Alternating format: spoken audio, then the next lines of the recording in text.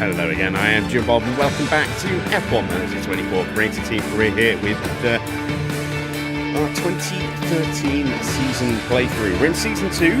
Tonight it's round 3 and we are heading to Bahrain.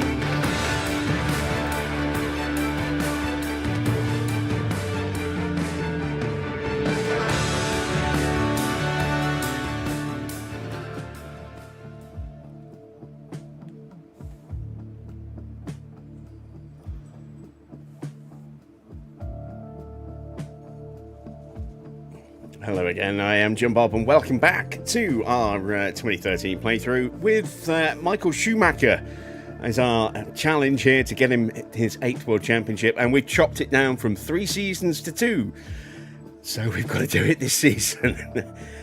We are only going to be running to the end of this season and then we're going to sunset this particular series so that we can focus on our 26th playthrough in a bit more detail. And a bit more, because I'm really enjoying that one. The challenge of Aston Martin, the new models, the new battery regs. There are some changes to that which we'll get into on Wednesday when that comes back, but also the potential long-term problems that we're going to have with this series going forward, with the database having to give it this big scripting rebuild every season. It's going to keep wiping out drivers and bringing them back with no ratings whatsoever, and it's going to be really difficult to manage on a long-term playthrough, I think. So we're going to end it at the end of this season to save us all of that hassle and heartache. 17 rounds left basically until this series is done. Tonight it is round 3 of the second season. Let's take a quick look at the standings. As you can see, Mercedes are currently top with 56 points. We are in 5th with 23. You can see Jensen has 13 points. Michael has 10. Vettel leads with 40 points. And we were this close to getting our first win with Schumacher in the last race. And it all went wrong. So hopefully we can right the wrongs a little bit and get our season back on track tonight. It's going to be tricky. The car isn't quite where it needs to be yet, and this is a very different characteristic of circuit to our previous one. So I don't expect the same level of performance there. This is not a circuit where we can easily pull off a short tyre strategy as well. That is something that's definitely a bit trickier around here.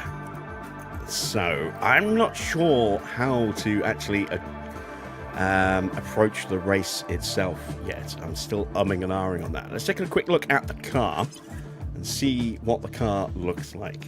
Evening Dino, evening Army, good to see you. Hello to everyone else who's lurking in the chat, and as always, please do feel free to say hello, and if you've got any questions, ask away. We'll do what we can to answer those for you. So let's have a look. You can see in terms of speed, our car's really good, and we've also got a brilliant DRS system. We do not have downforce. There's a major Achilles heel of this car. It's just a complete lack of grip. We're strong in the dirty air, which helps alleviate that a little bit. Helps negate some of the loss of performance through the corners. When we're in dirty air, the fact that we can kind of follow pretty well means that, our already terrible downforce doesn't take too much of an extra hit. Tyre wear is mid-pack now, which isn't bad considering how far off we were last season. The fact that we're 11th is a nice step forward, represents a good investment on all that research that we did last season. And our engine cooling also mid-pack, less of a concern. Not overly worried about that. We do have, if I remember right, parts on the way as well. We've got a front wing and a side pod. Side pod is 6 days away. We are just over 2 weeks away from the front wing. And let's have a look at the upcoming calendar, shall we? So let's see, there is our side pod design, and we'll have plenty of time to get those built by the look of it. And there is our front wing, and we'll have plenty of time to get those built as well. We'll also get a nice little injection of cash coming through on the 11th, just here, which will be nice. And then we've still got another 2 weeks until our next Grand Prix in China.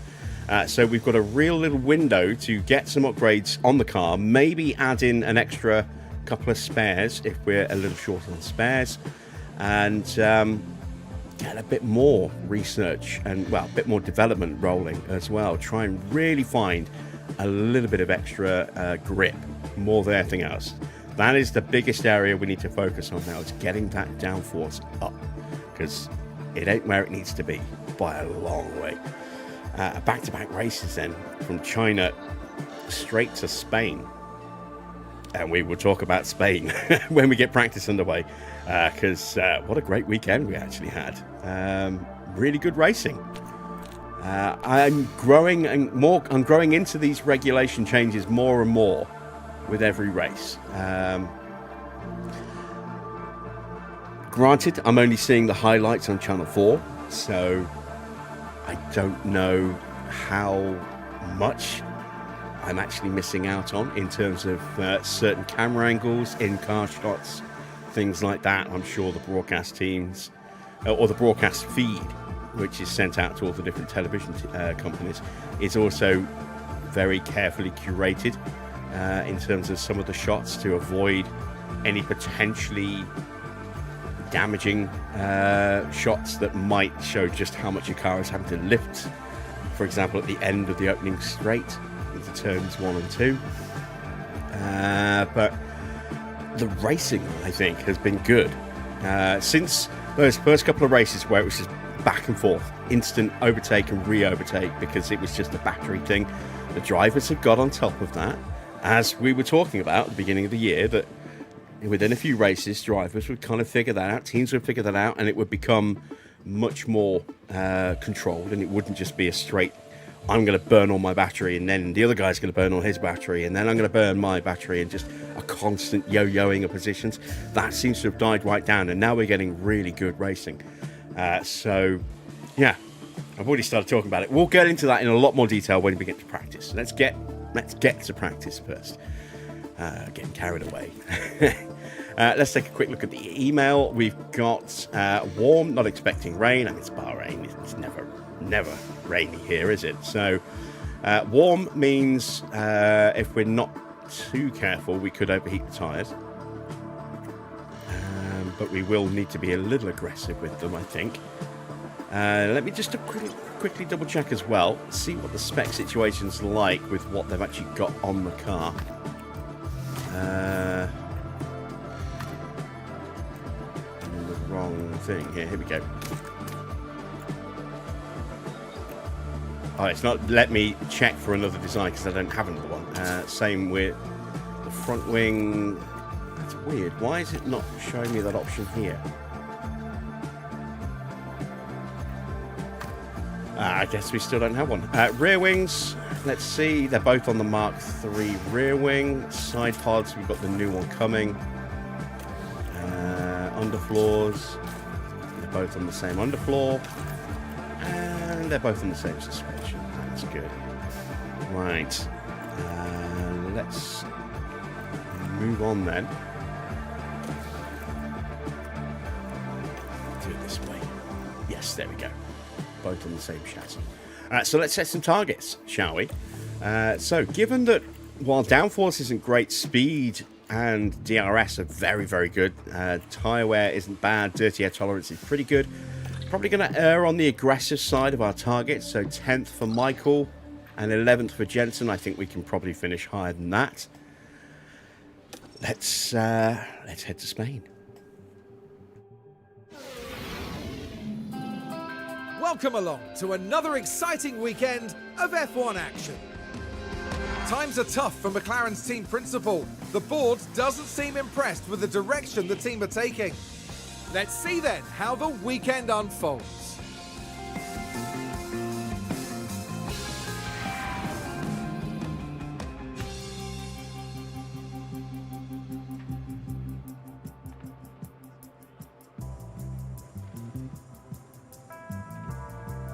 So, Bahrain. a circuit we know very, very well, to the point where I've got setups already in my head that we always put on as our starting setups. We're going to go 5 and 11.5, 6.4, a 3.35, and a 0.5 will be our starting setup on this car. We're going to go with 18 laps of fuel. I think it's 17 laps here. We're going to put our bits down there. Let's check car parts. Swap those out where we need to. Still on the first engine. That's 70%. First ERS. Gearbox has taken that whack as well. Look, that's down to 56%. But it's still good. I mean, we shouldn't have to change any parts out, but you never know. We might have had to wipe a part out somewhere. Let's check the gearbox. Yeah, that's still good. ERS still fine. Oops. And I think engine's going to be the same as well, isn't it? Yes, it is. Okay. I mean, it's only the third round of the season. We're going to, again, put a little bit of extra fuel in, just in case. Let's drop these right down, and we'll do the setup for Jensen's car, and we'll go with a 4.5 and 11, a 7.3, and then we'll go with a 3.25 and a 0.35. There we go. So those are the setups I always start with, one on each car like that. Because it's a relatively narrow setup window around this circuit. I mean, they're good starting points. They might even hit it out the gate, but I think they're probably just going to be a starting point. We'll have to tweak slightly. But with that, we will hit the track. Lewis Hamilton's first win. Well, his first Ferrari win. Not his first win. The guy's full 106 Grand Prix now. Dino obviously was not a fan of that happening. Very much part of the anti-Hamilton brigade. He's an anti-Ham. You're either pro-Ham, anti-Ham.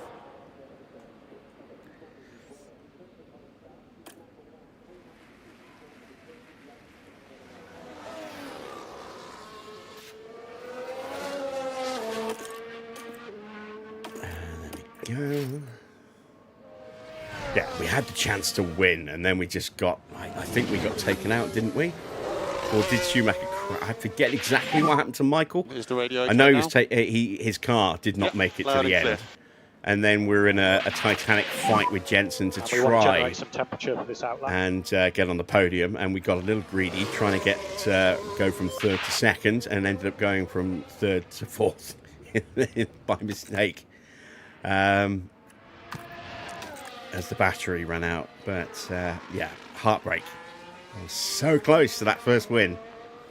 And it just snuck away from us. That was it. It was Rosberg in the Ferrari torpedoing us. Thank you, Dino, for bringing back that nightmare memory. Ah, dear. Right. So, update.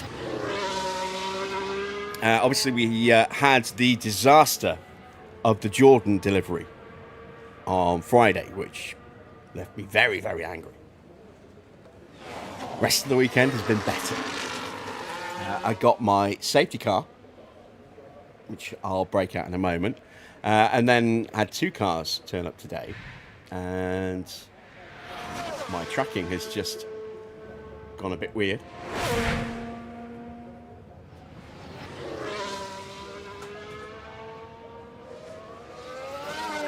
So this one arrived, has it zoomed me out, hasn't it? Don't know the command control gesture to zoom me back in again. Let me see if I can. That's really weird. It won't let me configure this anymore. But this actually probably helps, actually, thinking about it. We have Ralf Schumacher's first win. A limited edition model from San Marino in 2001. There we go. Very, very nice came without a box, but in this case, nicely wrapped with some, more than just a small square of bubble wrap, unlike the Jordan. Still had to give the every delivery driver some grief, though, because he just threw it over the back wall again. So there will be another complaint going out to every, because it's getting ridiculous now. Almost had another car destroyed, and this one, limited edition, whereas those two Jordans, fine. But yeah, I got this up for the very, very low price of just £35 on eBay. Absolute steal. So very, very pleased with that. Comes with this special limited edition style base as well, crossing the line as he goes over a grid, the grid box. So there's that one.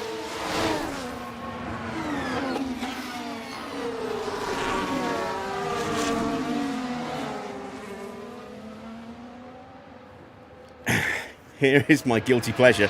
Not technically a Formula One car, also kind of a Formula One car. This is the first official full-time safety car. Safety cars in Formula One were introduced, I think, in the late 70s. But as a sort of a one-off kind of thing, or a very, very rare kind of thing back then. And then they became more commonplace throughout the late 80s into the early 90s, but they were down to each circuit to provide their own safety car, which is why you saw a whole litany of different types of cars back in the day. Some were like really small little Fiats. He had some quite big cars, but you had this weird eclectic mix of safety cars because it was down to each circuit to provide its own safety car. But this one was the first standardized F1 car, safety car that was used at every single F1 Grand Prix. And this was the 1997 Mercedes, which came in at Melbourne.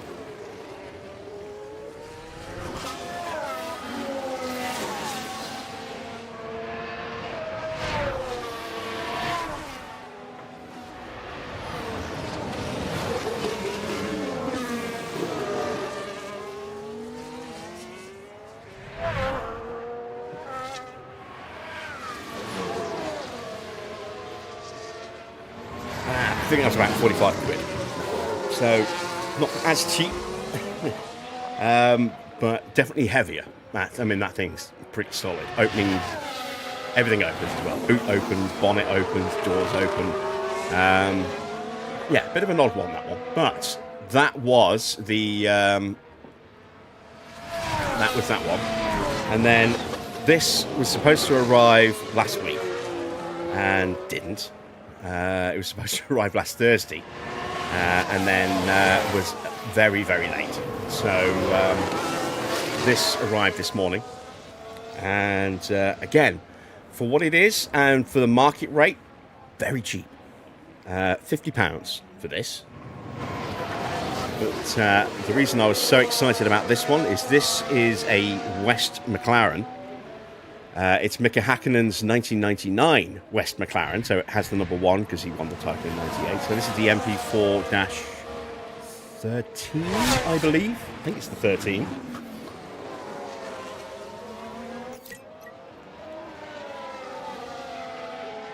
Doesn't say anywhere on the box, but I'm pretty sure it's the MP4-13. But the reason why this is a steal at this price is because there's loads of these. Mainly David Coulthard's that go from like anywhere from 20 to 80 to 100, depending on the condition and how lucky the seller's feeling. But they all have no tobacco liveries, so they all have like David and Kimi or David and Mika on the car, or it has the you can kind of see it on the front wing. That it almost looks like a children's charity logo on the top plane of the wing there.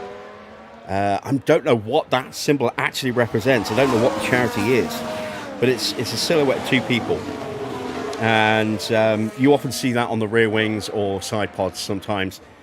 This one's in full West regalia, which makes this very hard to actually find to start with, and then very hard to find that's less than like 150, 200 pounds. So for 50 quid, delighted with this, absolutely delighted. This is one of my all-time favourite liveries, and just the look of the car as well, one of my favourite cars of any era. So to find one in essentially perfect condition, box had a little bit of a crease here, but I really don't care about that because it will be coming out the box and going into a proper case at some point. But yeah, to find one in pristine condition, that cheap, very happy, very happy. So that makes up for, well, almost makes up for the disappointment of the Jordans.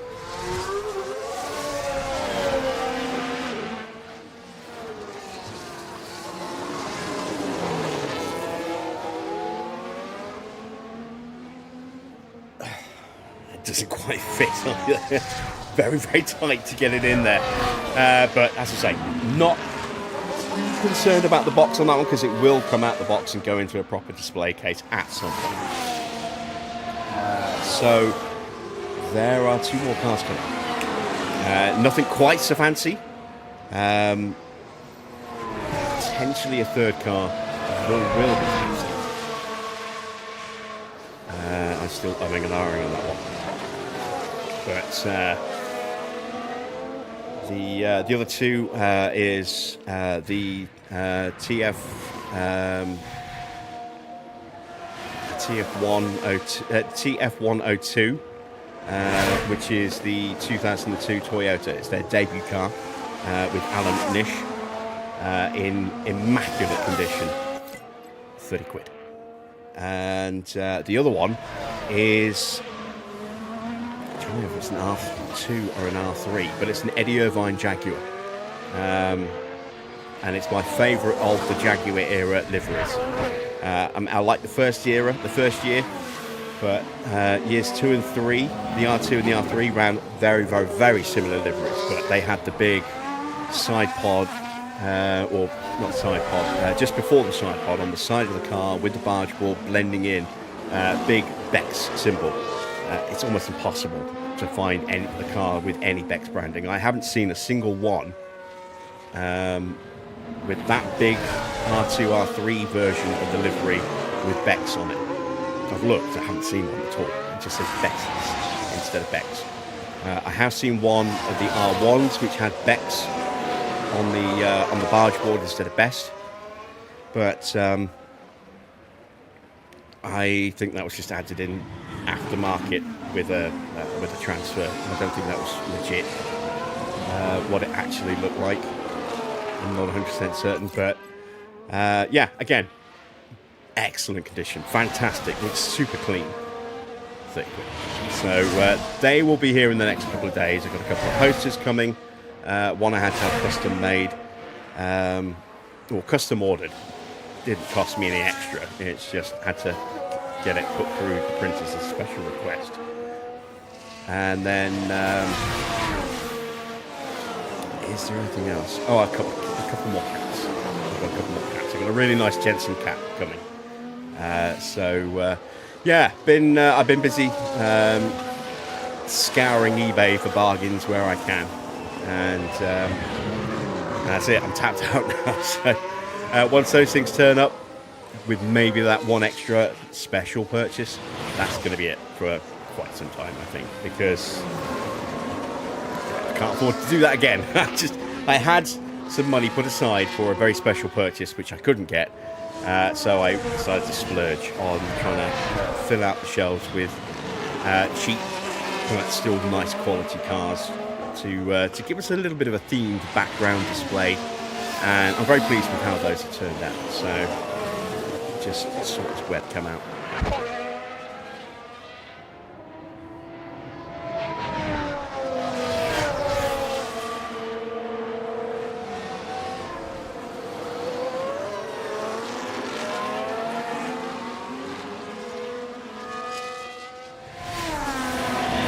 There we go, back to normal size. So yeah, the next step now is going to be to have a complete redesign of this Talax unit and try and put it together in a way that's going to give me a little bit more clever use of space, I think. But I also need to now start looking for not too expensive acrylic cases to store some of these cars in, because I don't want them to just get covered in dirt and dust and everything. I want them to look good and have a nice little pride of place on the shelves without having to worry about them getting, made filthy in pretty short order. So yeah, there we go.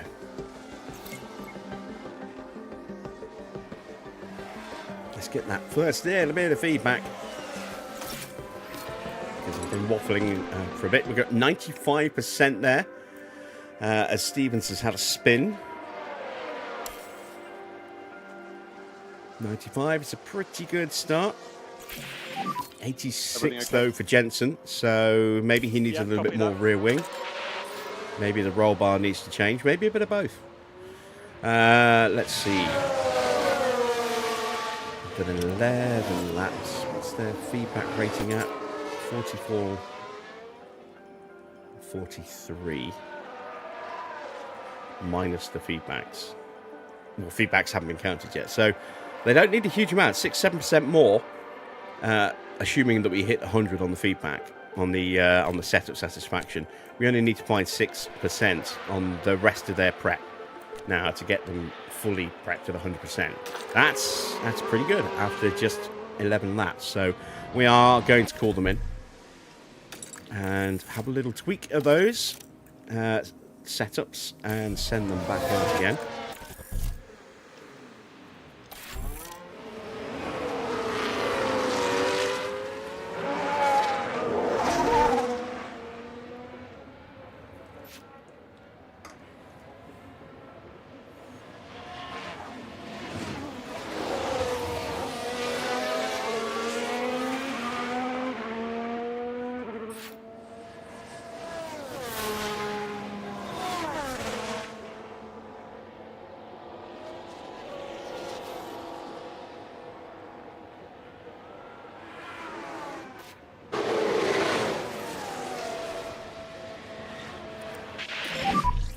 Lane speed limiter on.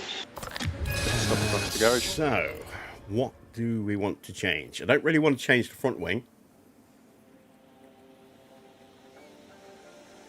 because I don't really want to do anything that's going to unsettle the rear wing. So, we're going to move the front wing and the traction and the cornering all by moving our camber value here, and then counter-correcting our stability with the toe, because that's going to get a little bit of a tweak as well. I just don't know which way to go. I think I'm going to go up one click. Let's bring that back up. 2 clicks like that. And we've got a tiny step there, a tiny step there, and a small step there. And that should hopefully add up to about 5%. So we'll go with that. And let's see, we need to make some more wholesale changes to Jensen's car. That is definitely a fair bit further away.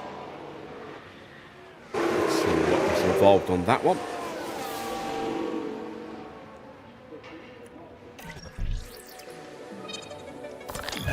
It is the roll bar, and I'm going to bring it in.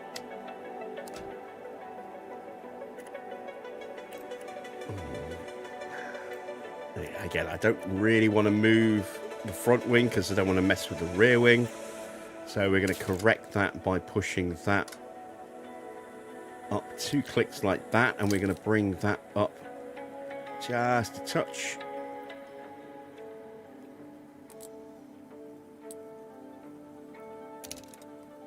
And let's see how we do with that.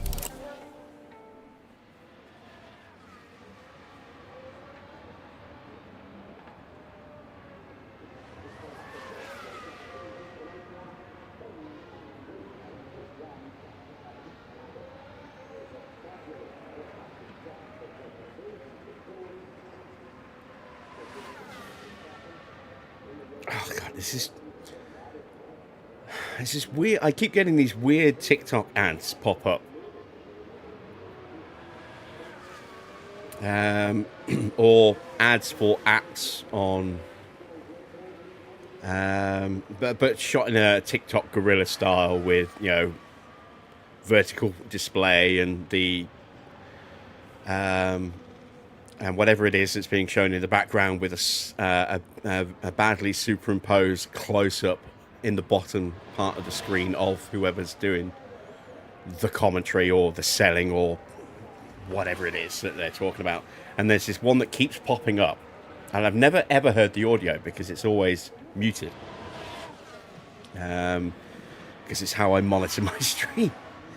And I just refreshed my phone just to get that working, and it popped an advert while it was refreshing the stream for me on my phone, and it's that fan analysis app on Google Play. I guess it's some kind of football app, but I mean, it's just this guy in this cap who's just looks, again, I haven't heard the audio, so I don't know the tone of his delivery, but his facial expressions just look like he's just shouting, and he's furious, and he's angry. He's like, rah, rah, rah, rah, rah, rah, throughout this whole fucking 20-30 second commercial.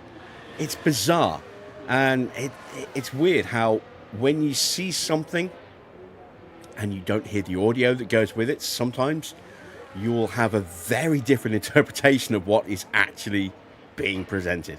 And as I say, just watching that, every time that one pops up, this guy looks like he's absolutely spitting teeth about something, and I don't know what it is. He looks like he's furious about something, but I've never heard the audio, so I have no idea if he's angry or if he's just being animated in his delivery and he's actually enthusiastic about something. But he looks absolutely furious, and it's just the most ridiculous thing, because it is kind of the TikTok way.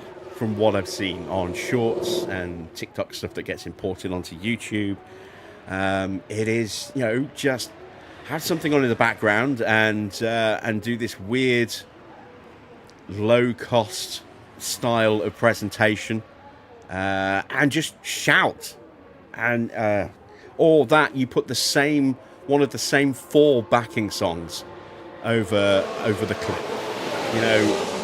Every clip, whether it's, you know, all the channels that do this now, they use the same audio clips, they use the same backing music, they use the same AI voices.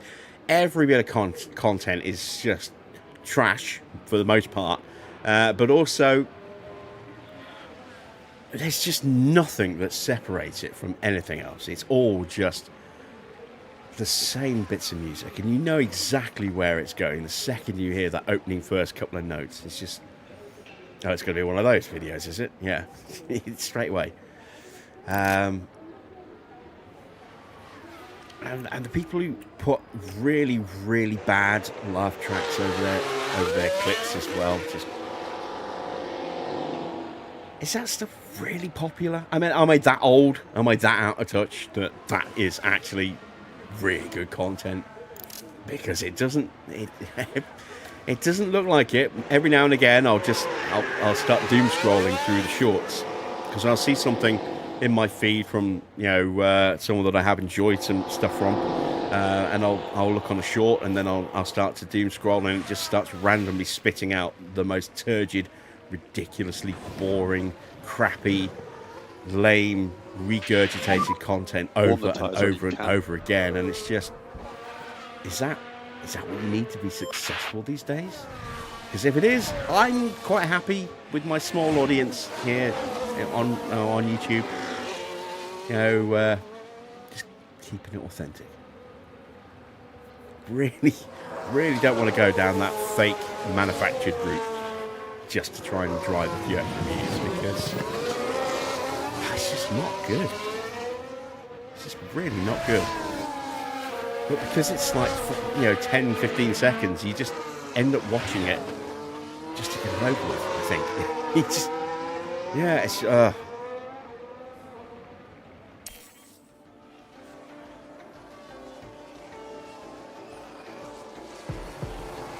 I actually went onto my YouTube feed page and I said, show me less shorts.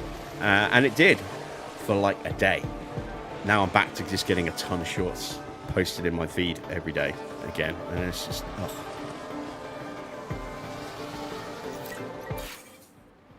But it's depressing. You'll just start watching and then you end up just doom scrolling without even realizing it. And I don't like the fact that that happens to me. And I don't enjoy most of what I watch. Most of it is me just watching the first few seconds going, ugh, advert, ugh, someone trying to sell something on TikTok. Ugh, seen this before. Ugh, no, this is crap. You know, boom. What is the point of this? There's another one that pops up. And again, have not heard the audio to this, so I have no idea what it's like. Looks like it's in a bowling alley, and some guy just comes running up to the camera with a funny wig on, and then it's just the same guy making what looks like the same face or the same, couple of words that he says with different wigs on, and it just in different parts of the camera. I'm not entirely sure what the purpose of that is, again, because I haven't heard the audio. It's just something that comes on when I'm monitoring my stream. I've never seen it outside of that. It's like an ad for TikTok or an ad for YouTube Shorts or something. I don't know, but it's... I mean, what is it even trying to represent? First of all, you know, and is that what's considered good? Because I don't get it. I just don't get it. I mean, when TikTok ads started first popping up, there's like ads for TikTok, and they would show the most benign, pointless little short videos that didn't actually explain or show anything of any value whatsoever. And yet they were great adverts for TikTok. And I don't know why, because I mean, surely there was, if they're going to put somebody's content out there, you know, some random stream or, you know, creator's content out there, you'd think that they'd actually pick some good content rather than just some rubbish crap as a way to advertise, you know, look at all the great stuff you can watch on this platform. No, it's usually just something completely ridiculous and pointless. Like, it literally it makes no sense. They'll start telling a very short story, but because it's clipped, it gets to the point where you watch like 30 seconds and it's about to give you like the payoff, and then the clip ends and it's next clip. It's so infuriating. But that's when you actually get something that actually hooks your attention properly. I'm ranting. Yeah, I'm I'm in a hate relationship with YouTube Shorts at the moment. Ah, dear. Right, let's talk about Barcelona, shall we? What a great race. Qualifying was really close.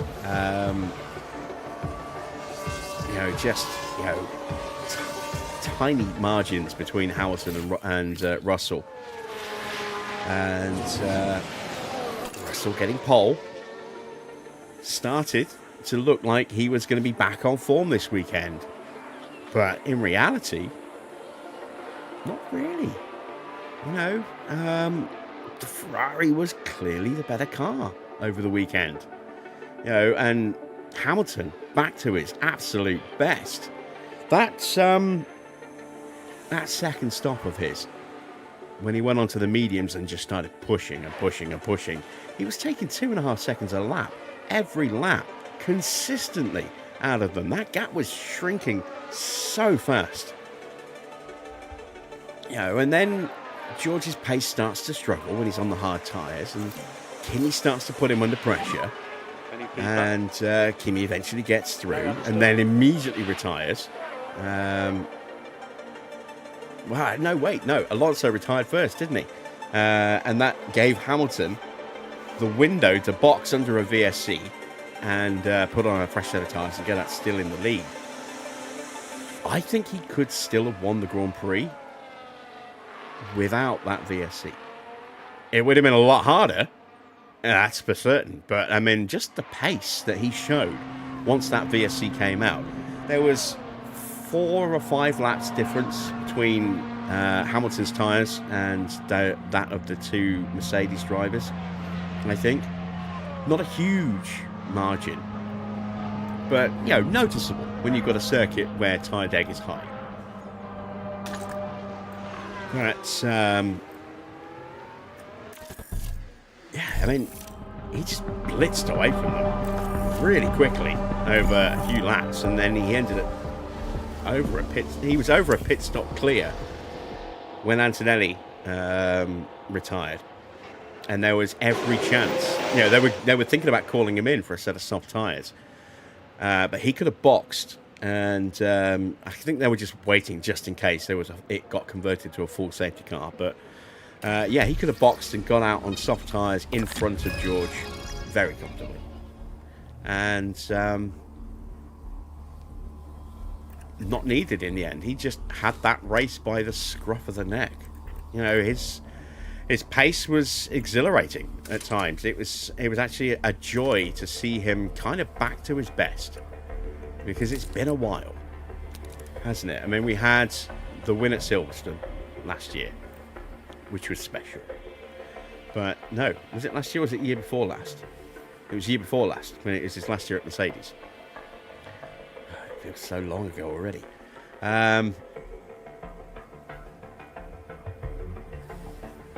But yeah, I mean, this was his first win for Ferrari. He's looked so much happier this season. So much happier. And whether you like Hamilton or you don't, Dino, you can't deny that a happy, thriving Hamilton is good for the championship, because it's another driver who's right up there and making things difficult for the other top drivers. You know, it adds that extra element, that extra dimension. So yeah. Plus, it'd be nice to see him actually being able to challenge for another title. I think just give him an opportunity to actually go after number 8 again. But yeah, I mean, he was just in imperious form over the race, and I really hope we get to see more of that, not just from him but from Leclerc as well. Really want to see Ferrari do well this season, because I do feel that they've been hard done by with the way that with the way that the regs are being tweaked to benefit everybody else against Ferrari on the engine acceleration issue. You know, getting off the line. Yeah, I can understand there's kind of a safety issue in that, which is why they then allow cars to charge up, and then there were still potential issues because people were flubbing their starts, and so they gave them the helpful, helping hand battery kick if there's a problem in that respect, and that further has just damaged Ferrari's design choice of going with a small turbo which spins up quickly, gets them off the line quickly, gets them out of a corner quickly. It's completely neutralized something that is absolutely perfectly legal and a conscious design choice, sacrificing a little bit of potential power to make the car more responsive, more urgent. And now they're getting absolutely hammered for it by 2 different sets of rule changes since the season got underway, or since testing finished, to reel that advantage back in. And yet you still see cars that are struggling to get off the line. Hadjar made a bad start. Bortoletto got absolutely swallowed up by everybody Audi have got a really decent car. But they've got a big turbo, which means it's slow to fire up, which means it makes bad starts. Yeah, it's just... I don't know. I mean, I would like to see Ferrari do well, because it does feel that they have been, of all the teams this year, they're the ones that have been hard done by. A little bit. So it'd be nice to see them be able to balance the books a little bit. I mean, you could argue Red Bull maybe have been a little hard done by as well, with the R02 controversy that's still kicking off. How, you know, their car is the fourth best car on the grid, and yet they're adjudged to have the best engine, so they don't get to make any improvements in that part of the car.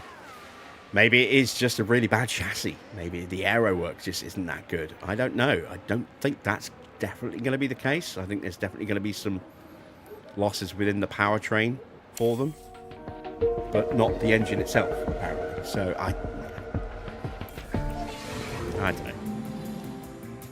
But we'll talk about Hadjar in a second as well. Let's just get into the next session. We'll pop a quick break because we've been going for a while now, and then we'll get the rest of practice and Barcelona discussion underway when we come back.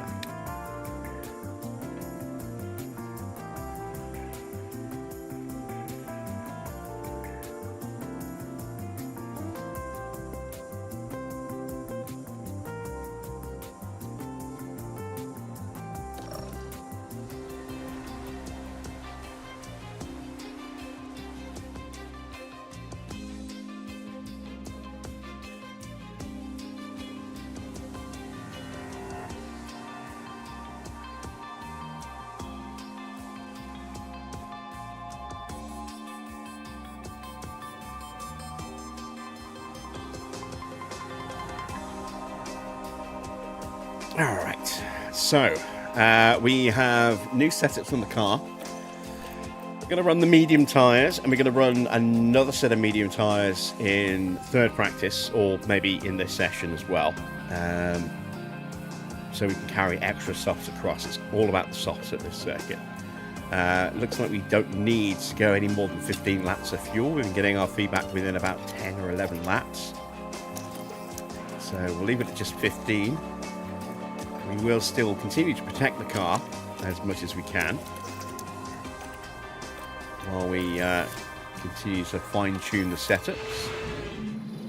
Ibn Ishtan. Okay, that's green light.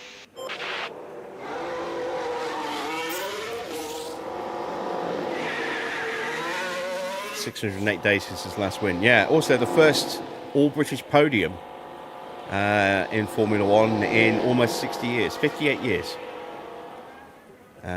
Which I thought had already happened recently, and then I remembered there was a retirement at Silverstone, so we didn't get that all-British lineup on the podium. We had, I think, an all-British qualifying top three, but it never happened in the Grand Prix.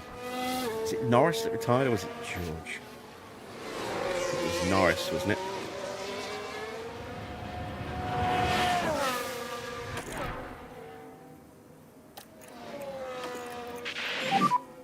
Just be mindful of curbs. There we go. So yeah, back to Hadjar. Again, from watching the highlights, not the full race, bad start, very bad start. Lost a whole bunch of positions, but watching him on that first stint, just carving his way through the field again. Oh, that was a joy to watch. You know, he's got some special talent. You know, he was just fearless. You know, going around the outside of turn 3 on multiple occasions to get past cars, making overtakes where you wouldn't necessarily expect them to happen. Yeah, that was fun to watch. Really enjoyed seeing him, you know, working his way back up the order again to P8. And then I didn't really see much of him after that. I don't know if his race became a bit anonymous, but or whether there was just more going on elsewhere that we never really got to see much of him after that on the TV highlights. But yeah, that opening stint, oh, that was magic. That really was. I I was, heartily congratulating and clapping and cheering for him as he was making those overtakes. It was so much fun to watch. Let's have a look. We've got an optimal feedback. We're at 97, and oh boy, yeah, we got that very wrong. That must be a 5-5 then. Okay, let's call him in immediately. That is not what we need.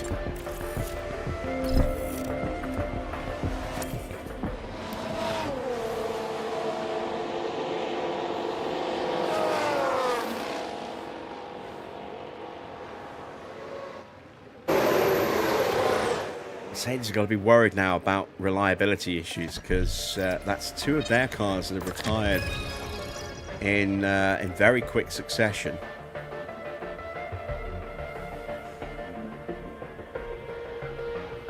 I don't think it's going to be a 4. It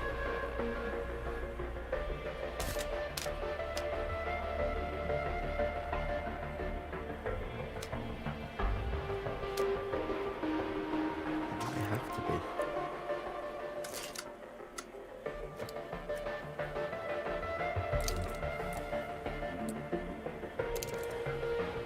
Try that.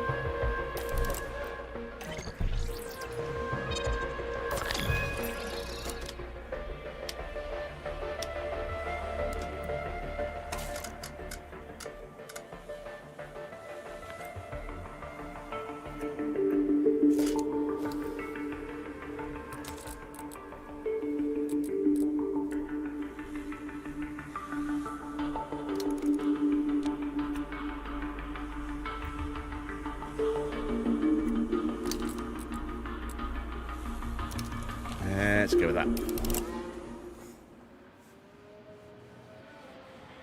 Did I see the Alonso and Alpine rumours? No, I didn't. But I did see the most deflated I've seen Alonso look for a very long time. He may actually call it quits at the end of the year. I think he's starting to think that there's no hope for that car.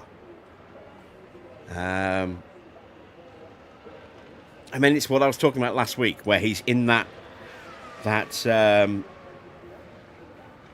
addict phase, where he's just chasing one last championship run, one last challenge, one last attempt at being able to fight for wins at the very least.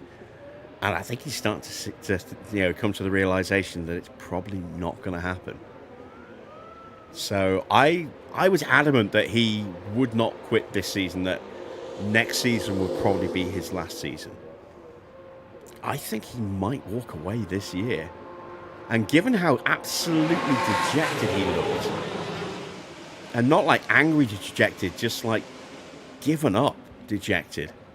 I saw him looking in the paddock. I wouldn't be surprised if he tries to leave the team early, just get out of his contract and just retire. Because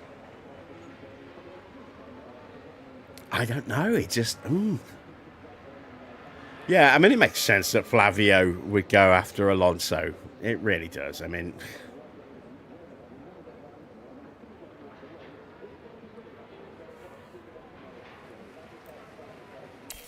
I don't know.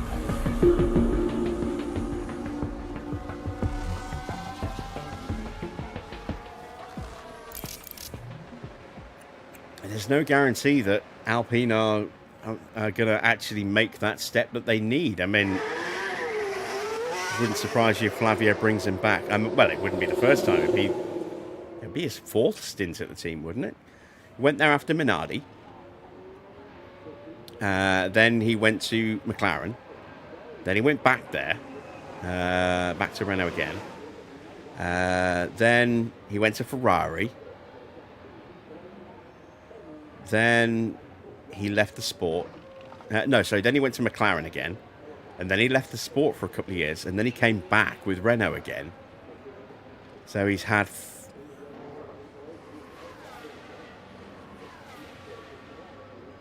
Is it 3 stints? The 2000s, 2010s. Close to McLaren. Yeah, he's had 3 stints with that team already. So, yeah, it wouldn't surprise me if he goes back there again. It seems to be his default escape route after a team that hasn't done well. So, I don't know.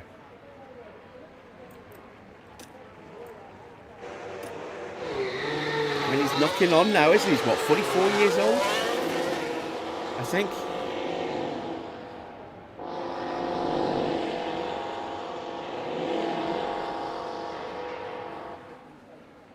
It must be so frustrating not being able to get into a car that has any real hope of winning a Grand Prix. I mean, he had that brief run.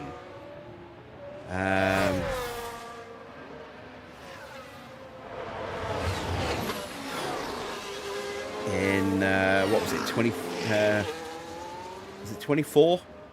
When the car briefly looked super competitive,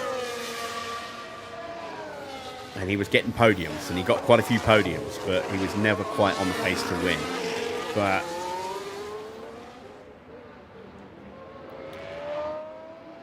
I mean, the team's just done a complete 180 again, and you know, Alpine never really get their act together. You know, they have these little periods where they're really good, and then they just fall to pieces. And then,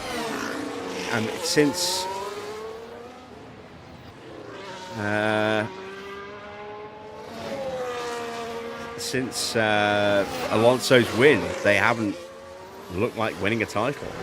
I mean, you can argue maybe they had a slim chance in 2012, but I mean, that's a slim chance. But it technically wasn't Renault then. It was Team Lotus. You know, they'd sold the team. So, and ever since that period, when they actually had a pretty competitive car that was consistently able to challenge, hence Kimi nearly bankrupting the team. They've been nowhere. They've been absolutely nowhere. So, I don't know. I mean, there was a 5-year plan, then it became a 100-race plan, then it became a we're not going to be an engine supplier anymore plan.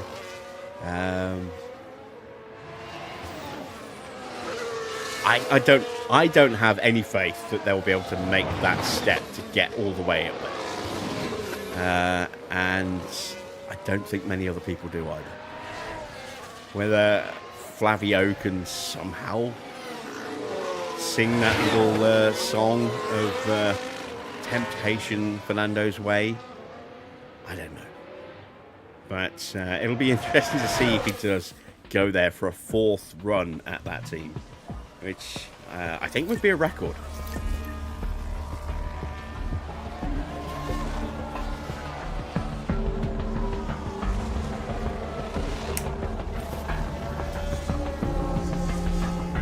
Evening, Micon. Evening, yes. Good to see you guys.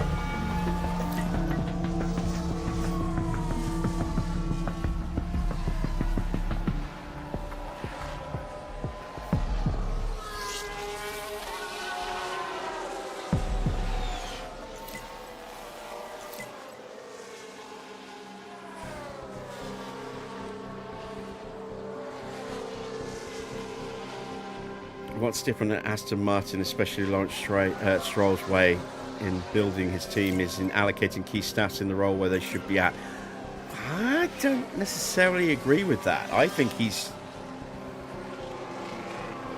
I mean, in terms of the facilities, yeah, he's been building really strong facilities, no doubt about that. But in terms of the team, you know, the management team, I think he's just been copy that.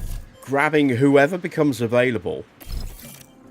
And they're the man until somebody else who's new and shiny and maybe just a tiny bit better comes in and completely disrupts the whole layout. Don't forget how many managing, team managers that they've gone through. They've been in just as many, if not more, than Alpine. They've been through a ridiculous number. And it's not like they've been bringing in bad staff. It's just somebody new suddenly pops up as available on the market, and it's like, well, this guy's had 6 months in charge and nothing seems to be working. We're obviously not winning races at the moment, so let's get the next guy. Or maybe it's just a case of just trying to buy the biggest names out there possible, and then having a very unbalanced management structure where you've got to try and squeeze everybody in. It's like a football team that goes out and buys every, and you could argue Liverpool kind of did this last season. Go out and buy every big name that they can possibly get their hands on in attack. And then we re-signed Mo Salah, we signed Florian Wirtz, we signed Alexander Isak, we signed Hugo Ekitike. That's too many to all play in those positions alongside the players that were already in the team. You build, you try and, we've seen other teams do this as well. You try and buy the best names out there, and then rather than building a team around a core principle and then bringing in certain people to complement and enhance that, you're just buying. It's the Real Madrid Galacticos kind of principle. You just buy the best that you can get, and then just try and figure out how to squish them all together into some kind of lineup. And I think that's essentially what Aston have been doing with their management. They've gone through so many managers, team managers in the last 5-6 years, that it's just as bad, if not slightly worse, than Alpine, who have just been a mess. So don't really hold up too much hope for Aston.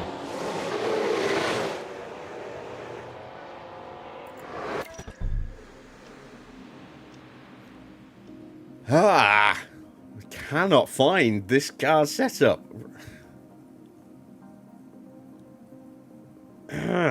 It's got to be a 5.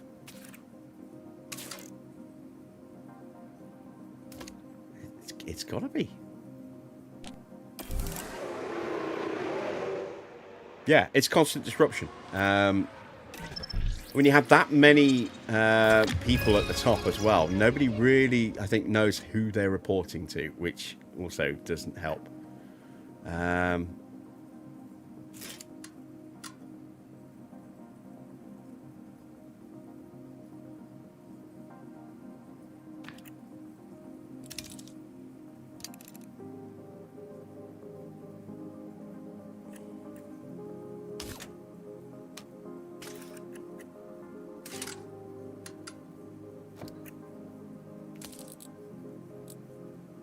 It's not that. It can't be that.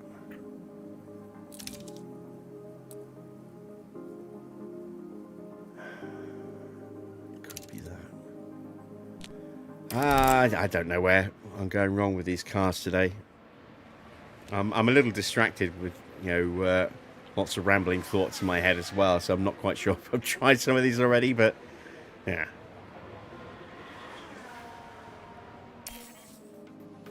Oversaturated key personnel. Yeah. I think the old school expression, which probably isn't in favour these days for PC reasons, understandably, is too many chiefs, not enough Indians.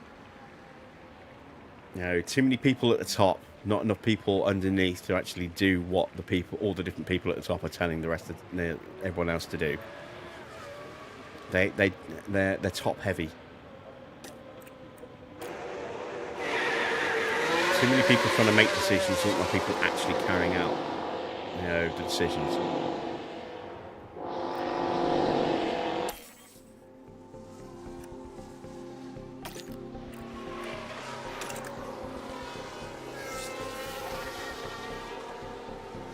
You can only see Aston Martin succeed once Lawrence Stroll isn't the one making those decisions.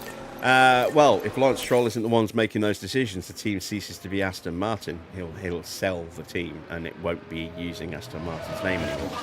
It'll become a completely different entity. I don't know if maybe that's what he's maybe that's his exit plan.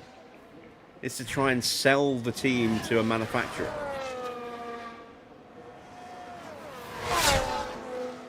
Maybe he's trying to entice Honda to actually buy out the team. I don't know.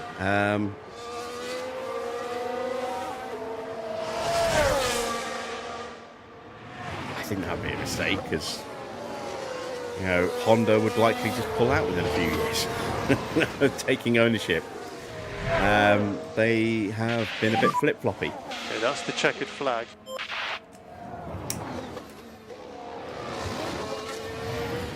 They don't seem to have the same commitment to Formula One anymore, or even, you know, high performance racing in general. I can't see Toyota coming back, and if they did, the path would be through Haas rather than Aston Martin.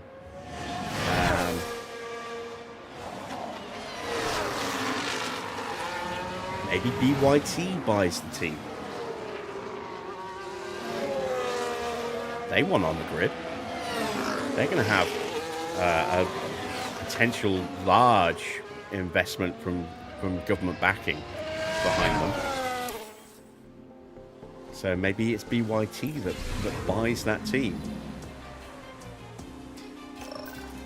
Now, Formula One would lap up, you know, having a Chinese team, I think.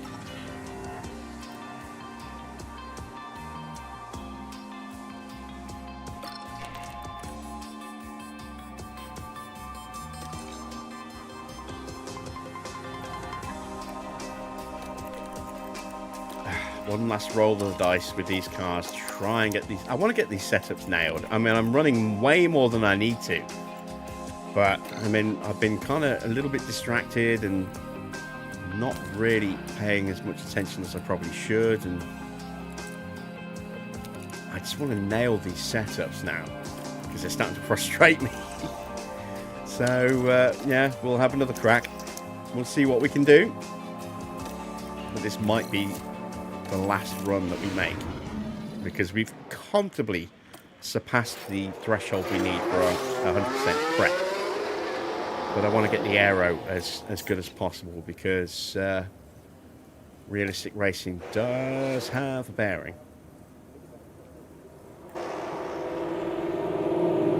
Evening, Adrian.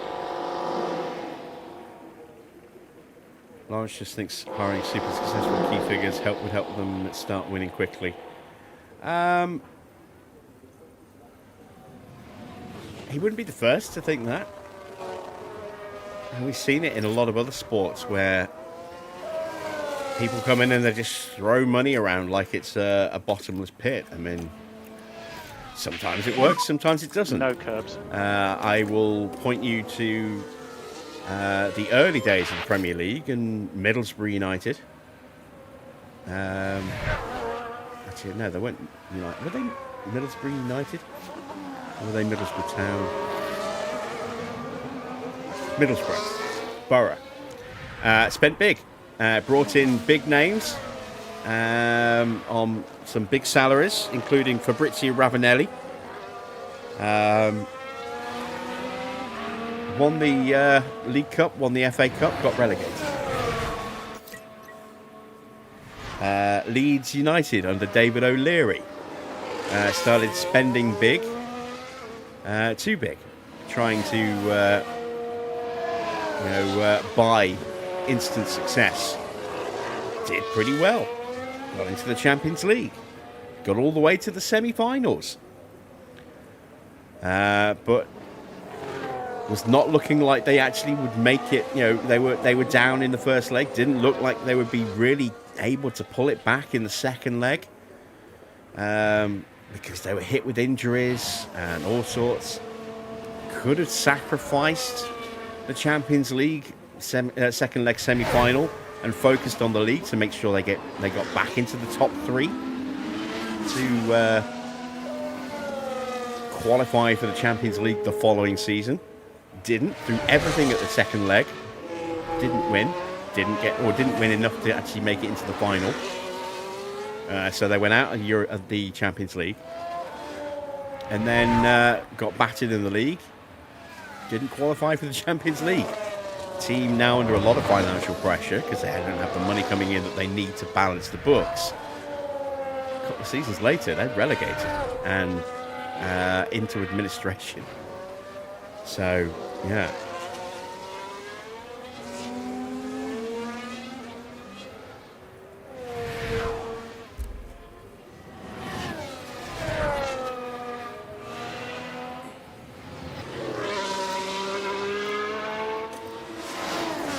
It's a story we've seen time and time again, and then there are the flip side of that.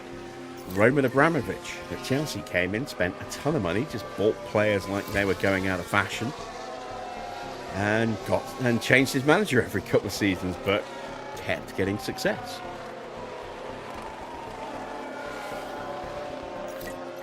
Real Madrid, would buy the very best players in the world and somehow try and shoehorn them in, and yet would still be successful. Not winning something was the easy way to get sacked as a manager. You were expected to win everything. All right, we're still optimal. Is this 100% at last? Please, finally. Yes! Schumacher is done. Let's call him in. And that's one car we do not have to worry about now. Right. Jensen.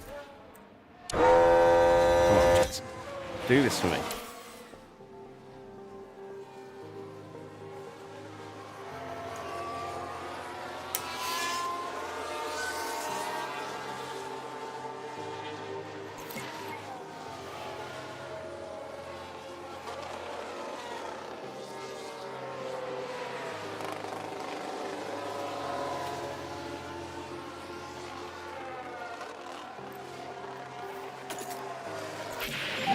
Any feedback? 97.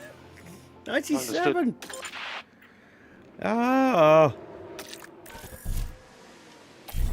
Did I at least catch him before he went round again? Yes. Good. Alright. So, it's the front wing. It has to be the front wing, but we had it on a 4-5 a moment ago.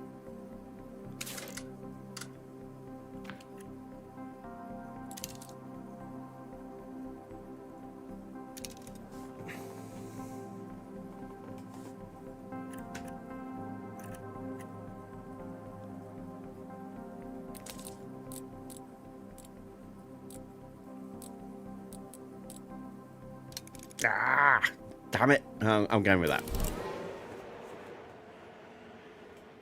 Not going to run him again. We're going to go blind on that one. They've run enough.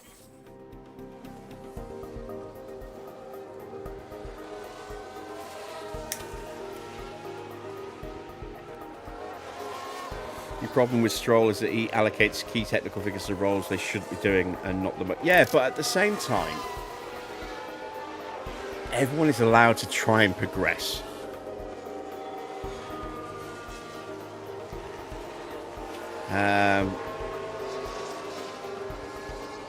So you could argue Andy Cowell shouldn't have been made team manager or team principal, and that he was an engine guy and he should have been just put in the engine department, which they did when they brought Newey in. But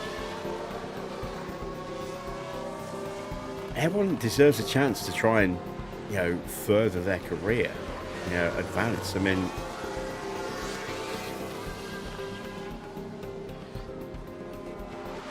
we would never ever have new people if they could only come in at a certain position and could only go to a certain position. James Vowles wouldn't be boss at Williams.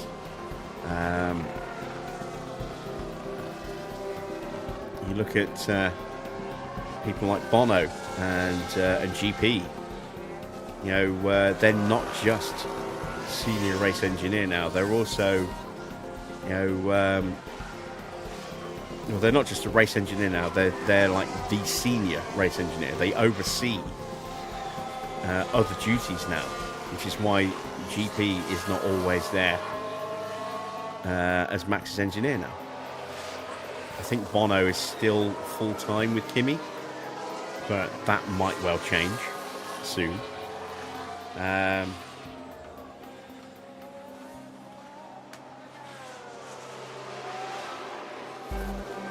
People will move around a bit. I mean, Mike Gascoigne was just a basic team engineer at one point, and then he became quite prominent, quite a prominent figure. Andrea Stella, exactly. He was Michael Schumacher's race engineer. Now he's team principal at McLaren, and has reportedly been tapped up to replace Fred Vasseur in the future. How far off in the future? Who knows? But I think less likely now, at least in the immediate future, given that Ferrari are coming good this year. But yeah, I mean, that's how people progress, is getting into new roles, taking on more responsibility. So, right, practice is done. The only car slower than us was Robert Wickens, which is, I'd say, perhaps a little bit of a surprise, given how slow we were, that he wasn't closer to Jean-Eric Vergne. But I mean, it looks like he did a lot of laps, so whether he was just on a big fuel load or not, I don't know. There you can see confirmation of Rosberg's penalty for taking out Schumacher in the previous round. Let's hope something else happens to him as well. I'm not bitter. Right, end of practice. Let's get ready for qualifying.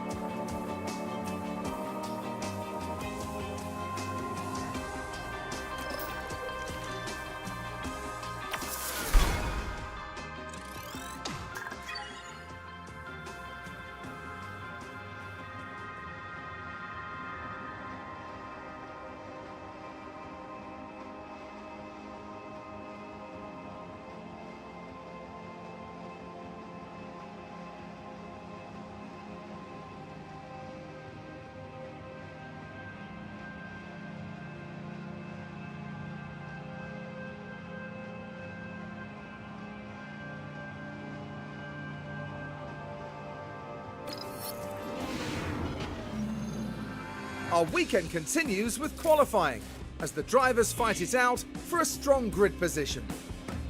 Bahrain's track is dusty and abrasive, and even under the floodlights, qualifying is tough on soft tyres. Teams will need to use their tyre allocations wisely. And of course, there's the Williams driver. Crew, how do you think they'll fare today? They were looking pretty sharp in practice and setting good lap times, so they're probably feeling fairly confident now. But a good practice time doesn't always guarantee a strong qualifying outcome. Let the competition commence.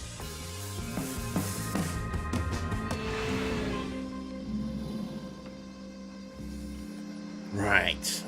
Are we going to change anything part-wise? Gearbox, still good. Engine could be better, but I don't really want to put another engine in here. So we'll go with the 67. It should be okay. We have got extra soft tyres. We've got a fourth set because we used up 2 sets of mediums in practice, along with a set of hards. So, yeah. Let's get straight to the track, shall we? Let's see if we got Jensen's little tweak. That's green light. Some ugly shit Williams logo. Yeah, I mean, I think, especially when you've got a database that rewrites other drivers for to put historical drivers in, it wouldn't surprise me if it was an overwrite of somebody who was actually, a Williams driver, perhaps. But also, the game just makes weird mistakes as well. There's bugs. There's all sorts of bugs in the code. That's not what I want. I want that and that and that. There we go. Let's send out Schumacher. So, let's see. De Resta and Ricardo are the two who are also on track. We should beat Ricardo. I don't know about De Resta. Hopefully. We should be very, very quick in the first sector.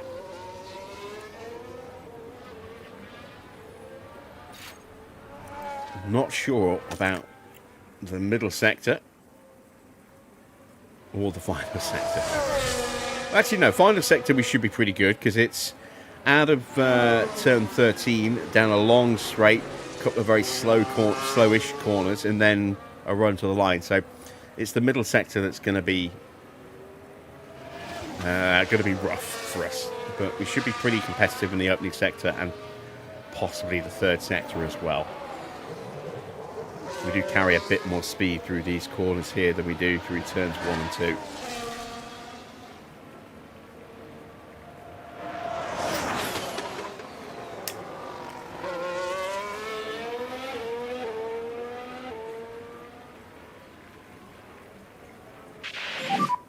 The temperatures all look fine. And drive straight out, drive straight out. Track will be clear. Let's go.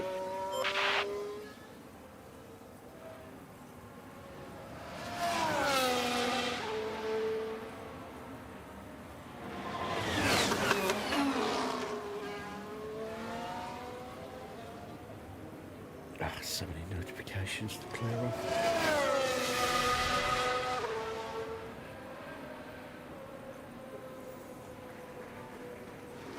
So, a 26.8 for Jensen in the opening sector. 26.9, only a tenth quicker than Ricardo.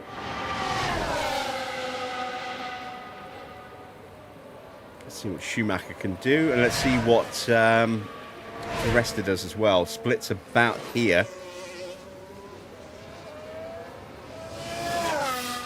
26.6 for De Resta. Oh yeah, I'll still show the season 3 lineups. We'll see all of those before we end the series. But actually getting into the next season will possibly, cause all sorts of issues with contracts and staff. So yeah, we will be ending it at the end of season 2. 39.4 and a 39.7. So we found actually an extra couple of tenths over Ricardo there. Although he did look like he was maybe getting a little bit of a hold up here. Remember, the delta needs to be negative around turn 8. 39.4 for recharge on and box this lap. Fractionally quicker there. 26.8 for Schumacher. Middle split coming up. 39.7.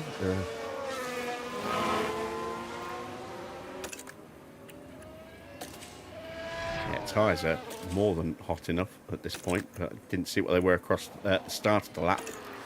Let's see as we come out of turns 14 and 15 and drive to the line.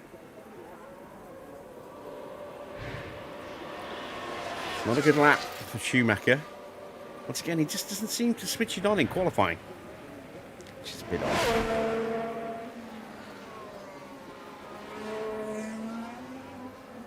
And then gets brake checked by one of the Lotus drivers. It's Bruno Senna.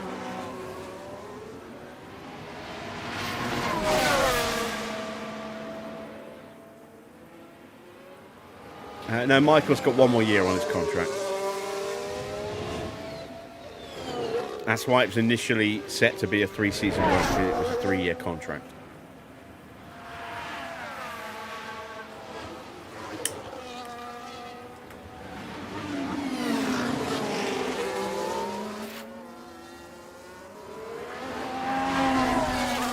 I'm not 100% convinced we'll be safe. I think we will definitely be wise to run again, I think. Let's see, Grosjean is purple at the moment. He is looking mighty this season, isn't he, Roman Grosjean? Just got to be careful. Pit lane speed limiter on. Coming out of turn 3. Stop in front of our garage. He goes half a second clear of De Resta. That sound was quick. Absolutely. Very, very fast car.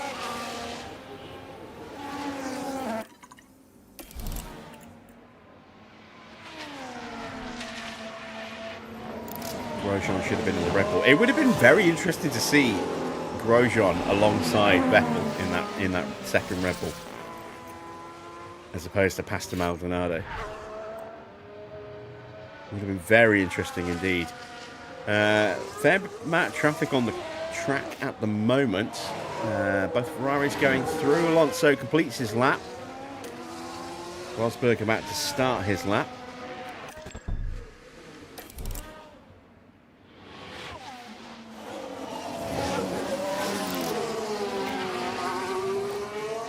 Send both our guys out again. Hulkenberg coming through now on his lap. Let's see what kind of pace he shows.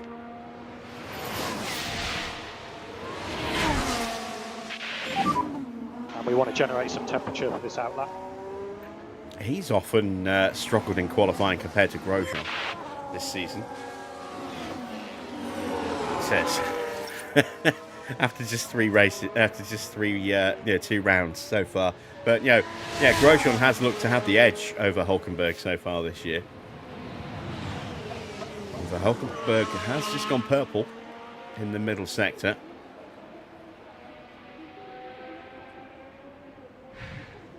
He goes second, less than a tenth of a second, 83 thousandths.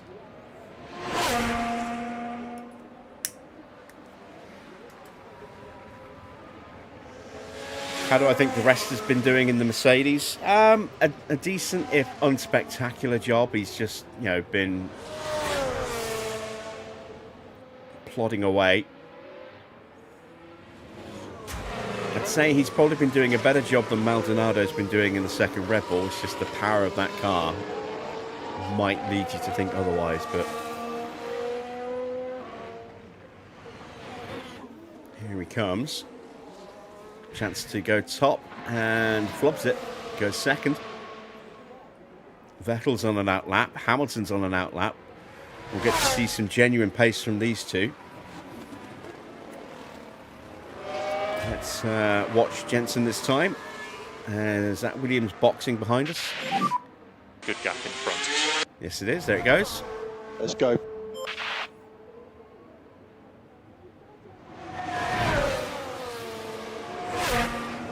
Hamilton in front of us on a flying lap, so we won't have to worry about him.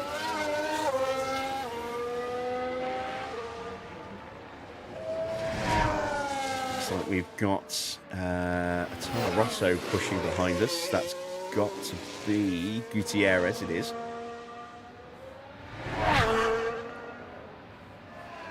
Oh, Grosjean at his peak was very quick, but also very erratic. I mean, the number of crashes that he was involved in, whether he caused them directly or indirectly, he was involved in a lot of crashes. I mean, the most famous was the one where he nearly beheaded Fernando Alonso at Spa. Scary, scary crash. And there we go, Vettel pumping in a 26.3. Go purple in the first sector. This is a much better lap so far from Jensen. It's still not like front runner pace good, but it's much better. Same for Schumacher as well. Very finely matched between the pair of them. Schumacher might have traffic here at the end. Looks like they both P5. pulled over out of the way. It's a good lap. Button up to P5. And normal fuel save on the in lap. Schumacher lost a couple of tenths in the final sector. Ends up just under 3 tenths behind overall. Here comes Vettel as Hamilton's gone top. Vettel fractionally ahead going into the final sector. Ooh. I need to change that. There we go. Just noticed it had an upside down wing. There we go. And Vettel goes top by 3.5 tenths.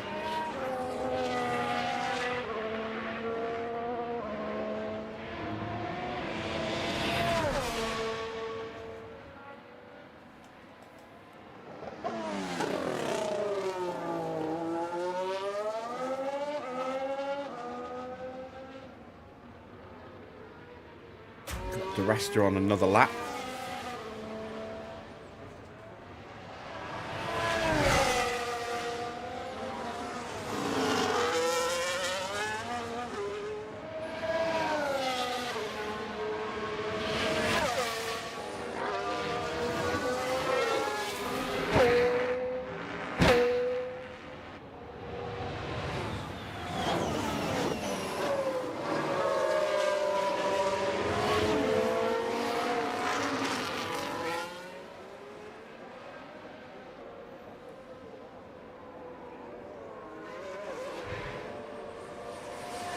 And he goes second. That's a good improvement.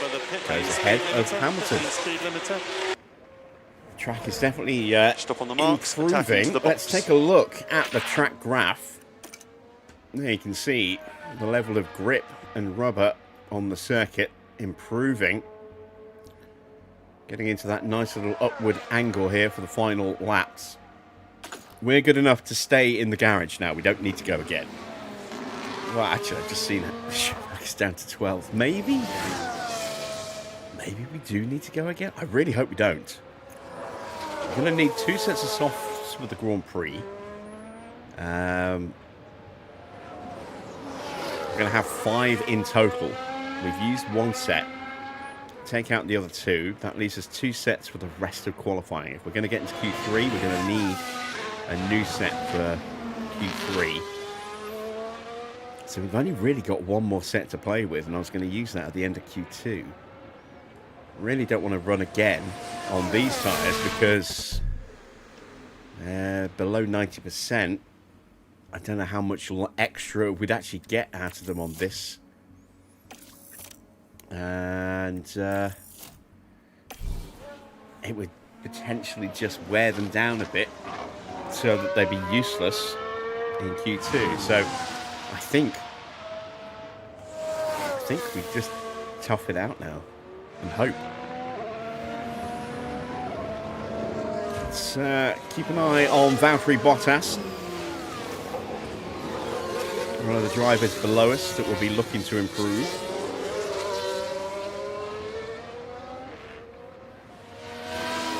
See that sort of reimagining of Williams. It's not the official 2014 Martini livery. It's a modern day interpretation.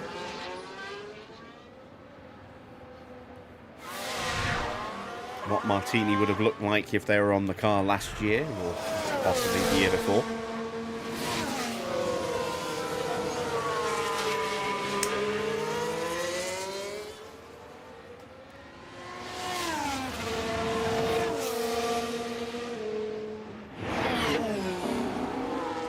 Jules Bianchi. Good first sector for him.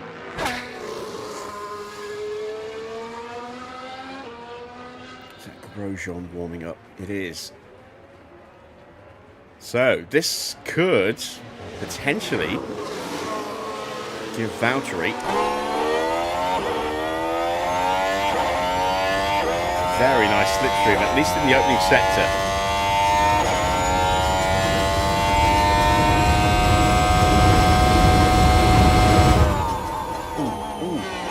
Just thought I didn't change the binary, so we're still running, I think, 2013 battery regs. Let me go back to Valtteri's car. Let's keep an eye on the battery on this car here. Here's the battery.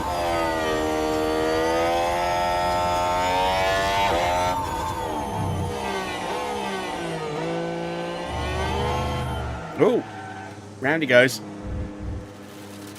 And that will be an aborted lap, I would imagine. And here we've got a yellow flag. Yeah, he's aborted.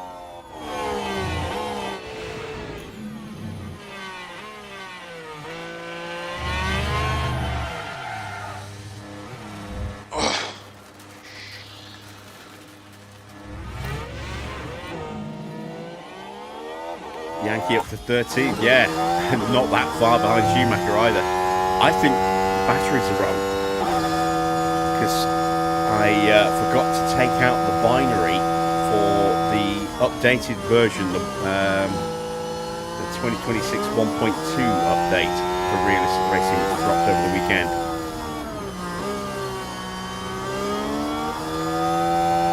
So I need to swap that out. Let me go ahead and prep that.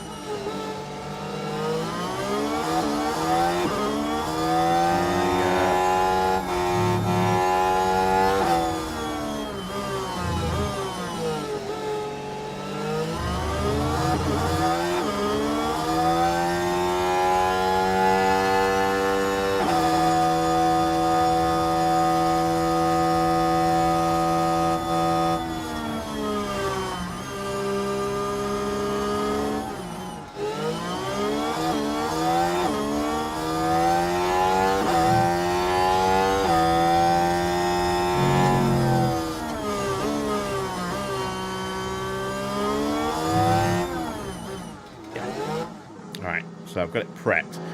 We will need to close the game down at the end of the session and reload. Wickens is out. Ricardo is out. Gutierrez is out. Bottas is out. No time to run again now. Perez will improve, I would imagine. Ericsson is done. Senna's done. Bianchi's done. Yeah, we're safe. There's only 2 cars below with a chance to improve. No, Gutierrez is done. So it's Perez. Yeah, Perez and Verne. So we're safe. The drivers at risk, Ericsson and Senna.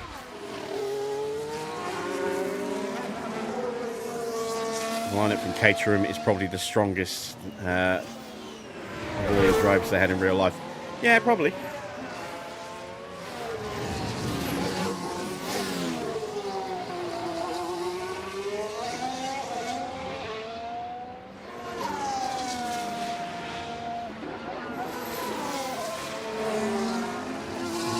Look at his steering wheel for his battery. Can't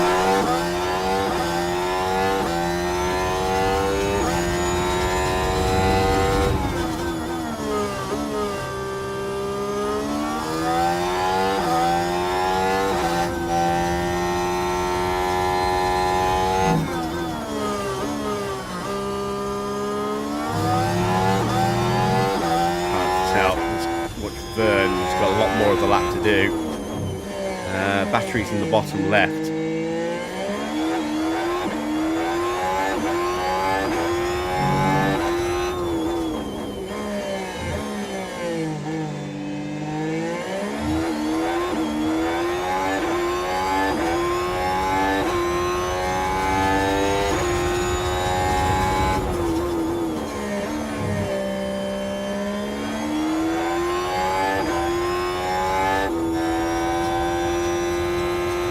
Perez at P13, so Ericsson is out.